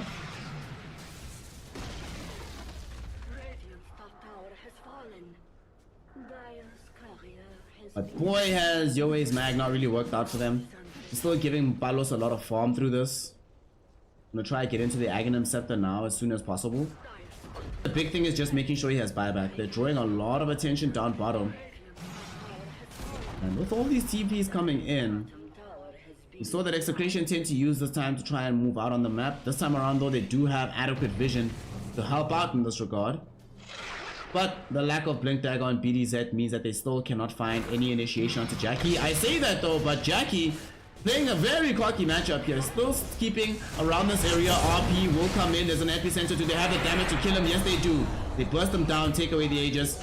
Finger was it very instrumental in that. The Ice Blast does mean that they lose the Lion yet again though, but happy to take away the Aegis. They just picked this one up. So taking it away so soon, this is good stuff. Very unnecessary play from Jackie.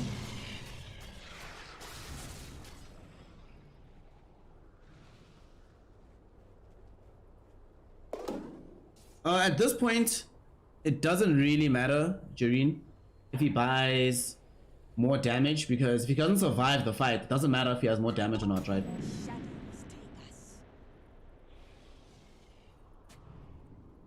Moonlight Shadow used by the side of MTG. Yet again, another situation that happens that tends to extend the game. You know, Blink Dagger on Nico, Palos second in the net worth, and this PA can carry the game. This PA can still carry the game. Make no mistake, make no mistake, make no mistake. Unless they die here in a fight where they maybe shouldn't be outside of the base this far out, but they're positioning appropriately. RR very far forward to break the smoke, does the right thing. Yeah, this is fine, this is fine. RR keeps the game alive. Radiant's courier has been slain. The game being alive though does not mean that the game is still in very bad shape for Execration, as Jackie finishes now the MKB to complicate life even further for Palos. Although Palos, Jackie pops BKB. I don't know what this is about. Can he get out? Palos needs to get out. Okay, Palos does get out. And now because Nico did not use, they didn't use the rupture on Nico, Nico can also get out safely. Hashtag winning, boys. We forced a BKB charge out of him. It does cost our own 9-second BKB, or it's 8 seconds, but we're already losing the game, so we have to give a bit more than we get at this point. Now, Fearless, BKB charge also forced out from him. There's going to be the RP. They actually might have enough damage to kill this Kunkka when BKB does expire here. They really want to find these follow-up stuns. Do they have the damage? Finger of Death was there. Palos, those in some daggers, but the Coco Rum still being too effective. Where the frick were these Morty's kisses earlier? Now, Lionax taking some damage. Jackie running around at very high HP. Ice Blast going back in. Lionax is going to be the first casualty of this fray. Nico still alive on the far side of things. Fearless, will he die? Yes, he does. Double kill right now for Palos. Jackie does get a lot of movement speed because of how low these targets are. And Masoros inside the base, able to run down RR. Keeping out to safety as well. Yules, middle, Masoros. Do they find the grab here? Yo, wait, we'll get arrowed up. But you see, Palos wants to try and help out, but it's too much damage. And there's no way to get out. Now, because he stuck around too long. Oh my god. Double leap forward, Yules arrow. Has to pop BKB to survive this. Rupture up as well, so trying to CP out. Might still die anyway. Yeah, there's too much damage. I cannot believe how hard Execration are miscommunicating about this game. Like, in this situation, Palos should be being told that, dude, get out. His team should be spamming him, saying, leave, leave, leave, leave, leave, leave, leave. Not, maybe Jackie's a bit low. And Execration seem insistent on not taking opportunities to come back into the game. Every time that MTG literally gifted to them on a silver platter and like, here boys, here's your comeback. Execration's like, nah fam, I'm good. Oh boy. Oh boy. MTG 20k gold lead for themselves right now. Experience at about 30,000. 30,000 experience. Are you kidding me? We have level 21 on the Marana without even having level 20 on either Nico nor Yoe on the Pangolier and Mag respectively. We're about to pick up the 25 on the BS. Oof.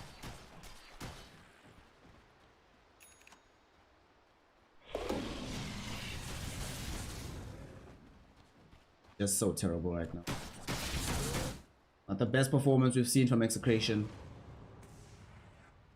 Unfortunately, it's also not the most atypical performance we've seen from them.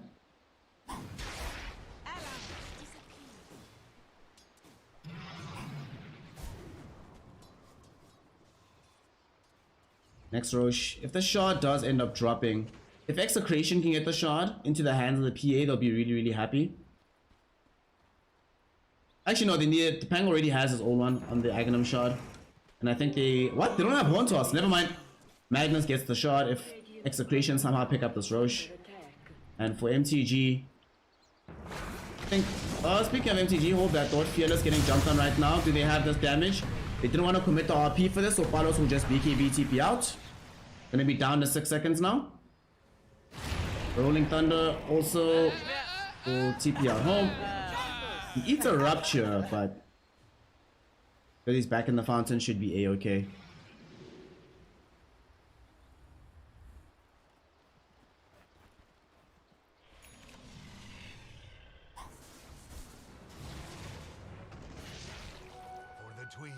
Palos does have the Aghanim Scepter going in for the Satanic next. They haven't lost anything on the higher ground just yet. They're gonna go in. Yet again, no ultimates. No Rolling Thunder. No Morty's Kisses. Good luck.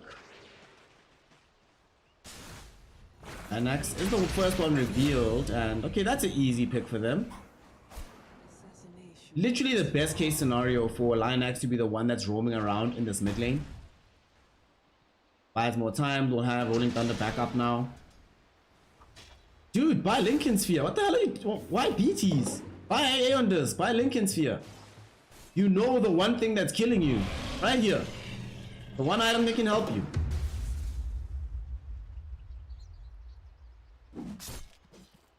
Execration though, still keeping this game going. Somehow, MTG has not won just yet. PA still staying in the top 2 of net worth. And remember, PA, man. It's still like 1-2 shot heroes. We haven't seen like an AC built up on the Bloodseeker. Kunkka does have one though, so that's where the bonus armor for the team is gonna come from.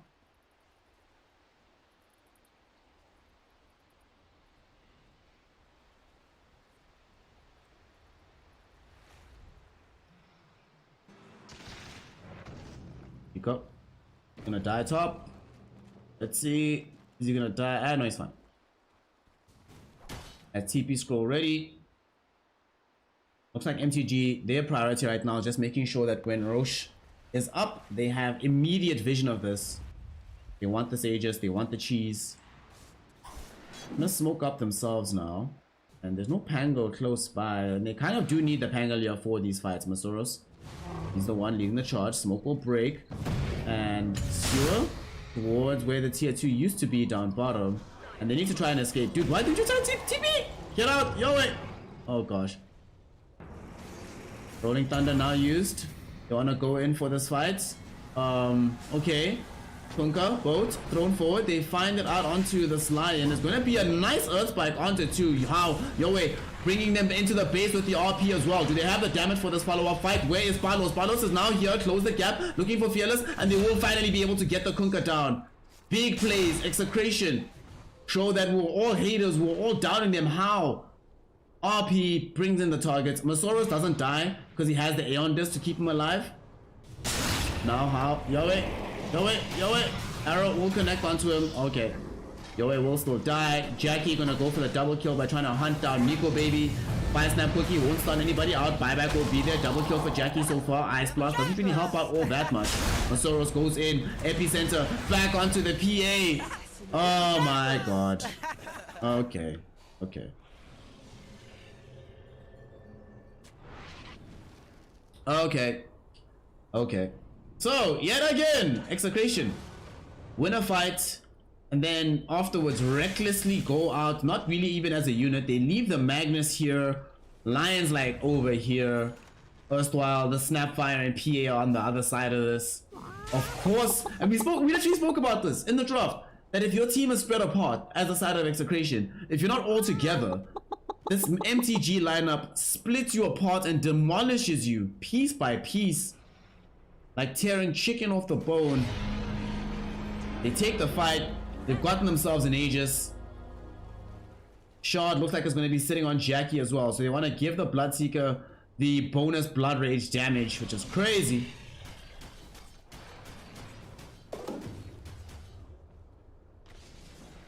I'm extremely biased. I'm biased in favor. I want Execration to win super hard. But I'm very upset that they're not going to give me game number 3 the way things are going right now.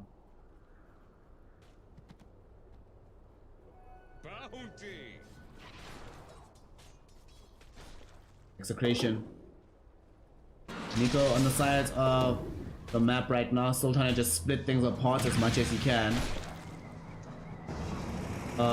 Mate, you have to TP now. You have to TP now. He's not gonna TP, he's gonna die. Oh, he's gone. Oh no, wait, he got into the trees. Okay, it's fine, it's fine, it's fine, it's fine. Fearless was like, this guy's gonna TP in the trees anyway, so doesn't want to make the full chase. Nico.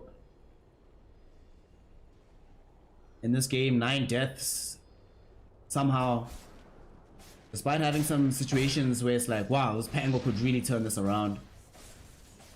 Execration.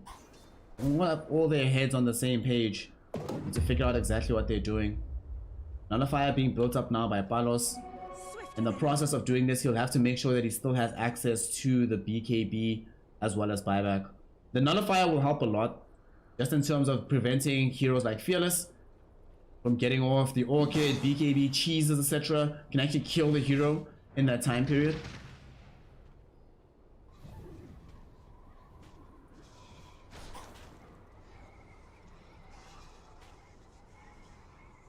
In the top lane though for Execration, trying to force out this tier 2 tower. MTG, nobody nearby, so there is an opportunity here. Dire's top tower is under attack.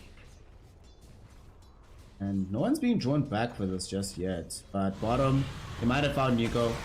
Nico gets ice blasted, Nico gets ruptured. Nico does have buyback and he didn't commit the rolling thunder, so he's gonna die. But they commit RR! What are you doing? Mate! No! No! No! Oh my god. Oh my god. Well, that's that. The next team fight is lost. They're not gonna have damage necessary. They've dragged back this Bloodseeker. They do actually get the first live kill. Do they get the second? Nico, real rolling thunder. RP does come out. Yules into the air to save the Bloodseeker's life for now. Both does come through with the fleet. This is gonna give the Coco Rum. RR is gonna die now. Can't even throw in the Morty's Kisses. Buys back. But to what end? We see Palos running around the side of the fight, but doesn't have access to the BKB anymore. Does still have buyback, able to get to a far side of the fight. Inside the base, they do lose Masoros, but they also have lost the PA. She's forced to buy back. Everybody's buying back on Execration. They've lost Nico now. Jump in, Hex, Fearless. Will he die here? Nope. Saved at the same time. Look at this Wind Waker saves from Q. That's like the third one this fight, it feels like. Jackie gets skewered back towards where the rest of the base is. Still, this is a very strong Bloodseeker. Gets hexed up right now. Palos is trying to man fight him. Palos doesn't have defensive spells or items. They lose BDZ. Palos jumping forward all by his lonesome. Palos, no support, no help, and there's no life left. Death on the PA. BDZ is gonna die soon as well. Does manage to at least blink back into the base, but Ice Blast chases him. Ice Blast blasts him.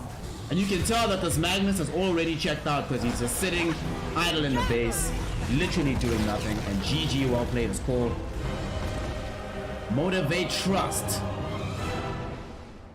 will take the 2-0 here over the side of Execration, looking hella fresh while rocking it. Man.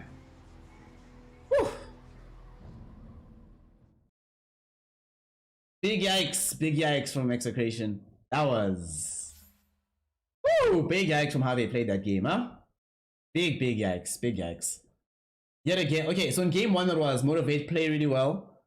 Execration feed them, maybe not say Execration, Nico in particular feeds them a couple of fights. The team as a whole starts miscommunicating, and then Motivate.Trust just ride that wave of momentum to victory. But in this did not seem close, like not by any stretch of the imagination. It felt like pretty much everywhere on the map, Motivate.Trust from like 10 minutes onwards, dude, they were just doing the most. Even the fact that this Kunkka was able to do so well versus a lane with Magnus, not supposed to be happening. MTG, just too good. 2-0. Execration still do have the lower bracket, right? Execration, they're not out of this just yet. They still have the lower bracket to play through. So they play lower bracket, they can come back and still play against Motivate.Trust in the grand finals, but it does mean that we have proper finalists. Motivate.Trust, the grand finalists, the first ones, they're out here. Yeah, I'll be honest and say this was not the most fun Dota to watch because I hate watching games with that big of a gap, a delta between the two teams. Like, they just seemed like tier 2 versus tier 3 teams. It was really bad. It was really bad. Did not look good at all. Nonetheless, though, Motivate.Trust walk away with the dub 2-0. So, of course I'm going to cast the grand final. We're going to do the lower bracket final and the grand final tomorrow, of course.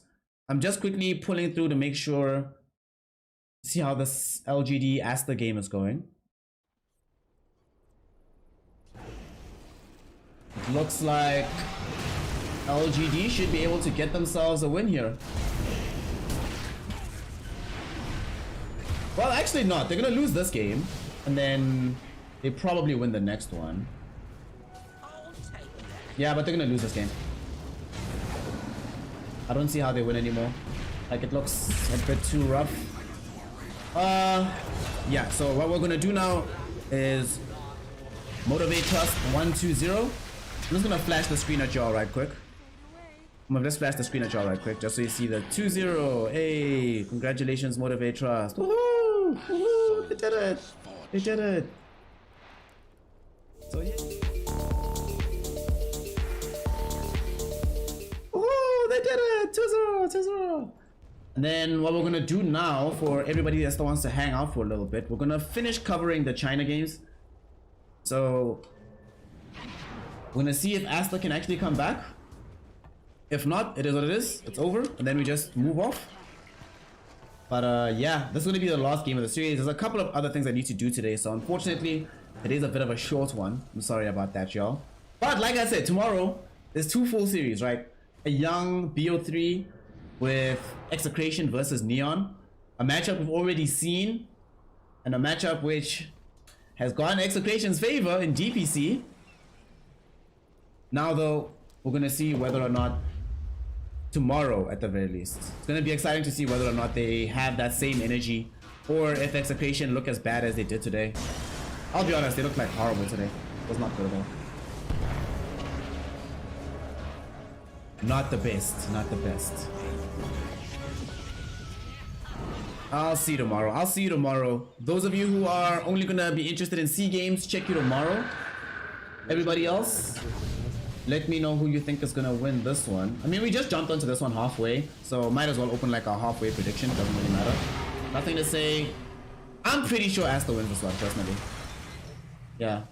Wait, what? Is this 4-position slog? No, it's carry slog. Okay. This is carry slog. So nothing to say. Decided to play support. Okay, it looks like everyone's just having fun.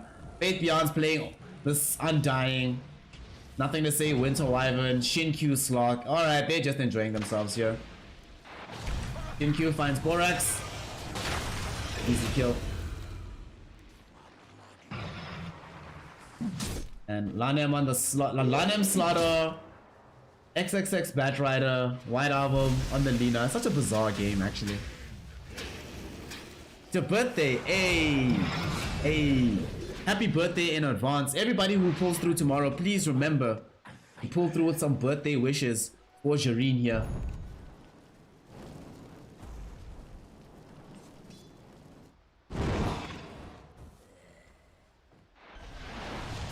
Thank you. Thank you.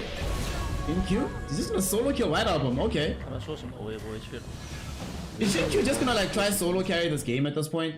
Oh, also, by the way, another rule that I haven't mentioned about this stream, wrong overlay on, need to change that, is that if you make a bet while you're watching the stream and you win your bet, you have to pay 1% of that bet in a donation. Taxation. Taxes have to be paid, y'all. Laclau, I saw you did the right thing earlier on. I really do shout you out. Thank you so much, comrade. At the time, we're smack bang in the middle of a team fight, but you have done the right thing. You've paid your taxes. Thank you so much for the donation.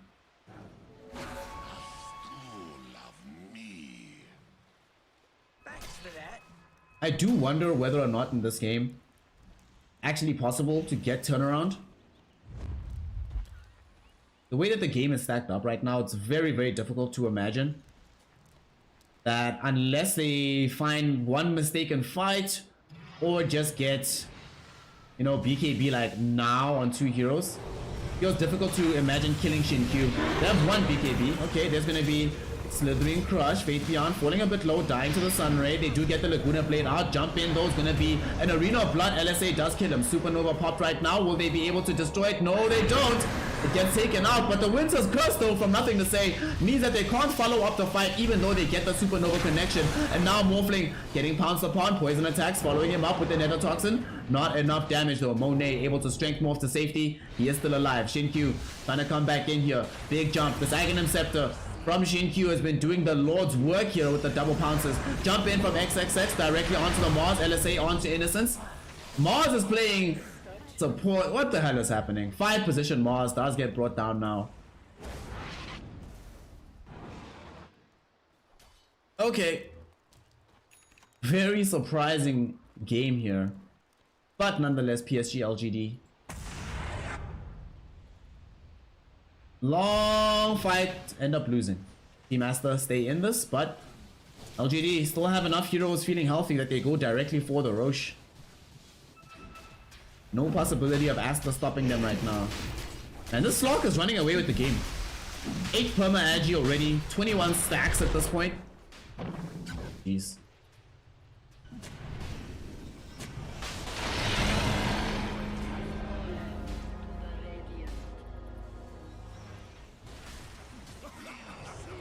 He just now in tow, Lanem. I'll take that. Very happy about the game that he's having, I guess, to just not be dying for once. 7 deaths already. It's actually quite interesting that Asta is the one that's doing a much more serious, like straightforward draft. PSG LGD are sort of memeing around, but they still look this good.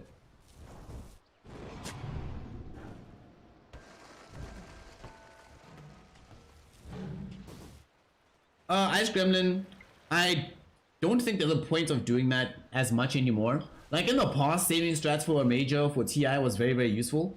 But the strats that they're saving for that, they already have available. Like there's nothing they would whip out here that we haven't seen before to win a game. They just play standard Dota, should be fine. I do think though, also saving strats, you run into this issue where you're now not really prepared because you're not used to winning games anymore. You don't actually know what your strats look like in a real world environment.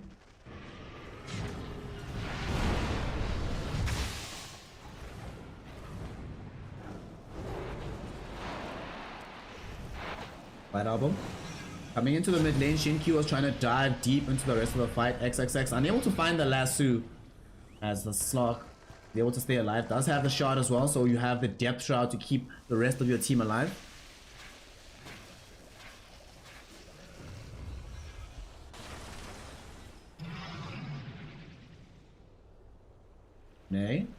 Monet. I think he's dead. Waveforms as well. Feels bad, mate. Try a escape with the slog form. This would be so bait if you could actually make it away somehow. But absolutely no chance of that happening. Middle tower is under attack. Find the grab, they find the kill. Really is looking right now like Asta. Yeah, also, as much as I'm saying I don't necessarily fully agree with the notion of saving strats for a major, it's undeniable that the stakes of these games aren't very high for them. Lanem also gonna end up losing his life. Goes to the tier 2. Tower is under attack.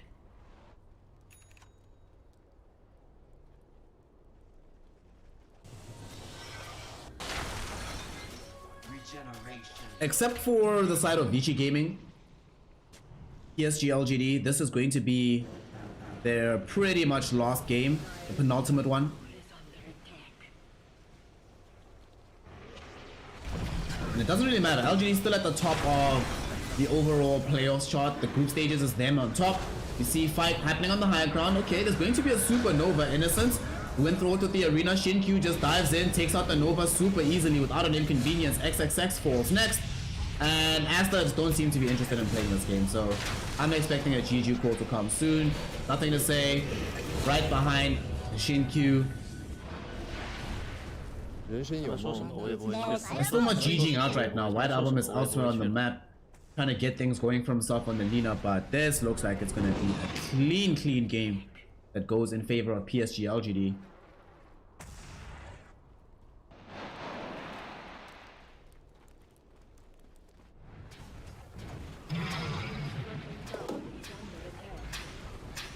Tier 2 tower middle will be run down, and PSG LGD Middle tower has fallen. more and more on the map picked up by them. Less and less available for Team Asta. Even nothing to say. More farmed than the opposing Morphling. Are you kidding me? Are you kidding me? Also, I wonder how they laned this. Like, where did the actual Winter Wyvern go? Was this actually a mid Wyvern?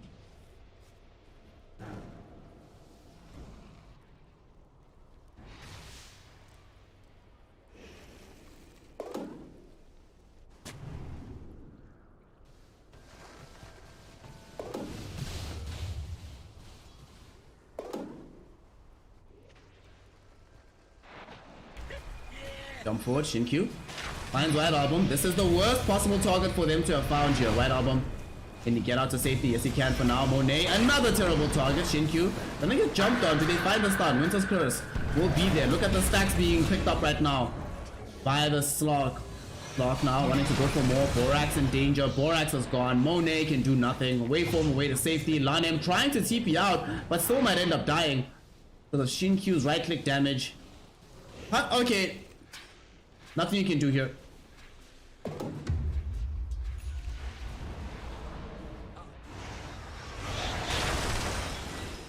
I also think that that's what is likeliest, right? Viper plays middle. And then, oof, Shinkyu. Oof. Never mind. Jump up. Nothing to say. Gonna try find more. Lanem. Cold Embrace will keep him alive for a moment, but he should still die. And the spear back of this Mars. Throwing back Monet towards the rest of the team. No buyback for the Morphling. Yo, this game is so over. My god, Jesus Christ. Real talk, GG. Woo! Wow, I almost wish we didn't come check this out. God damn. PSG LGD. It's a dominant victory for themselves there. And off the back of that, they solidify their position at the top of the charts in I-League. So their score is overall 11-2. Literally impossible for them not to end first. And because Team Aster ended up losing this game, which was for them their last one, right? Yeah, they've played all their games now. So Aster is guaranteed their position. Although Aster, IG, and eHome are now all tied up 8-6. So in order to determine who goes into upper bracket, who falls lower bracket, gonna be having some tiebreakers. That's always fun. That's always fun. So that means that there's guaranteed more I-League action before the playoffs even start. It's gonna be exciting. Well, with that piece of stomping from Aster, where they have to fall against the side of LGD, we are going to be closing out the stream for the day, everybody. Thanks so much, everybody who pulled through for the first time. I really do appreciate your presence. Thank you for keeping me company. Thank you for chatting with me. It's been some fun, Dota. One of the shorter streams of this week. I apologize for that, but we'll fit in more games. We'll get some time for y'all. In the meantime, please make sure that if you haven't already, to still follow the stream. Pull through, follow, make a huge difference there. You can also decide to make a difference by becoming a subscriber. There's more direct ways to support the stream. Subscribe here through Twitch. You can either do that, become a patron through Patreon, or the option's also available to you to do what was done by Laclu here. Just pull through with a young donation of any amount, which makes all the difference in the world. Legitimately life-changing whenever that does happen. Thank you so much. Gives me not just the ability to keep the lights on, but it keeps the Dota cost. The fact that we're here, and as often as we can be, is for y'all and because of y'all. Thank you so much for that. Before I go, I just want to bring up that tomorrow, if I stream tomorrow, it will have been 20... I'll tell you now. I'm on Twitch. I'm on Twitch. Gosh, this is taking forever. Alright, there we go. When we stream tomorrow, when we come back for the grand finals, right? Once we complete that game, once we start the stream, whenever, it'll have been like 24 straight days of streaming at this point, which is a lot. But thank you all for supporting me. There's some of y'all who've been here 24 out of the 24 days, which I really do appreciate. And even for those of you who can't, the regulars, Johnny, Sefrit, Sandy, Mod Jaeger. I know a lot of the other mods are busy lurking there in the background.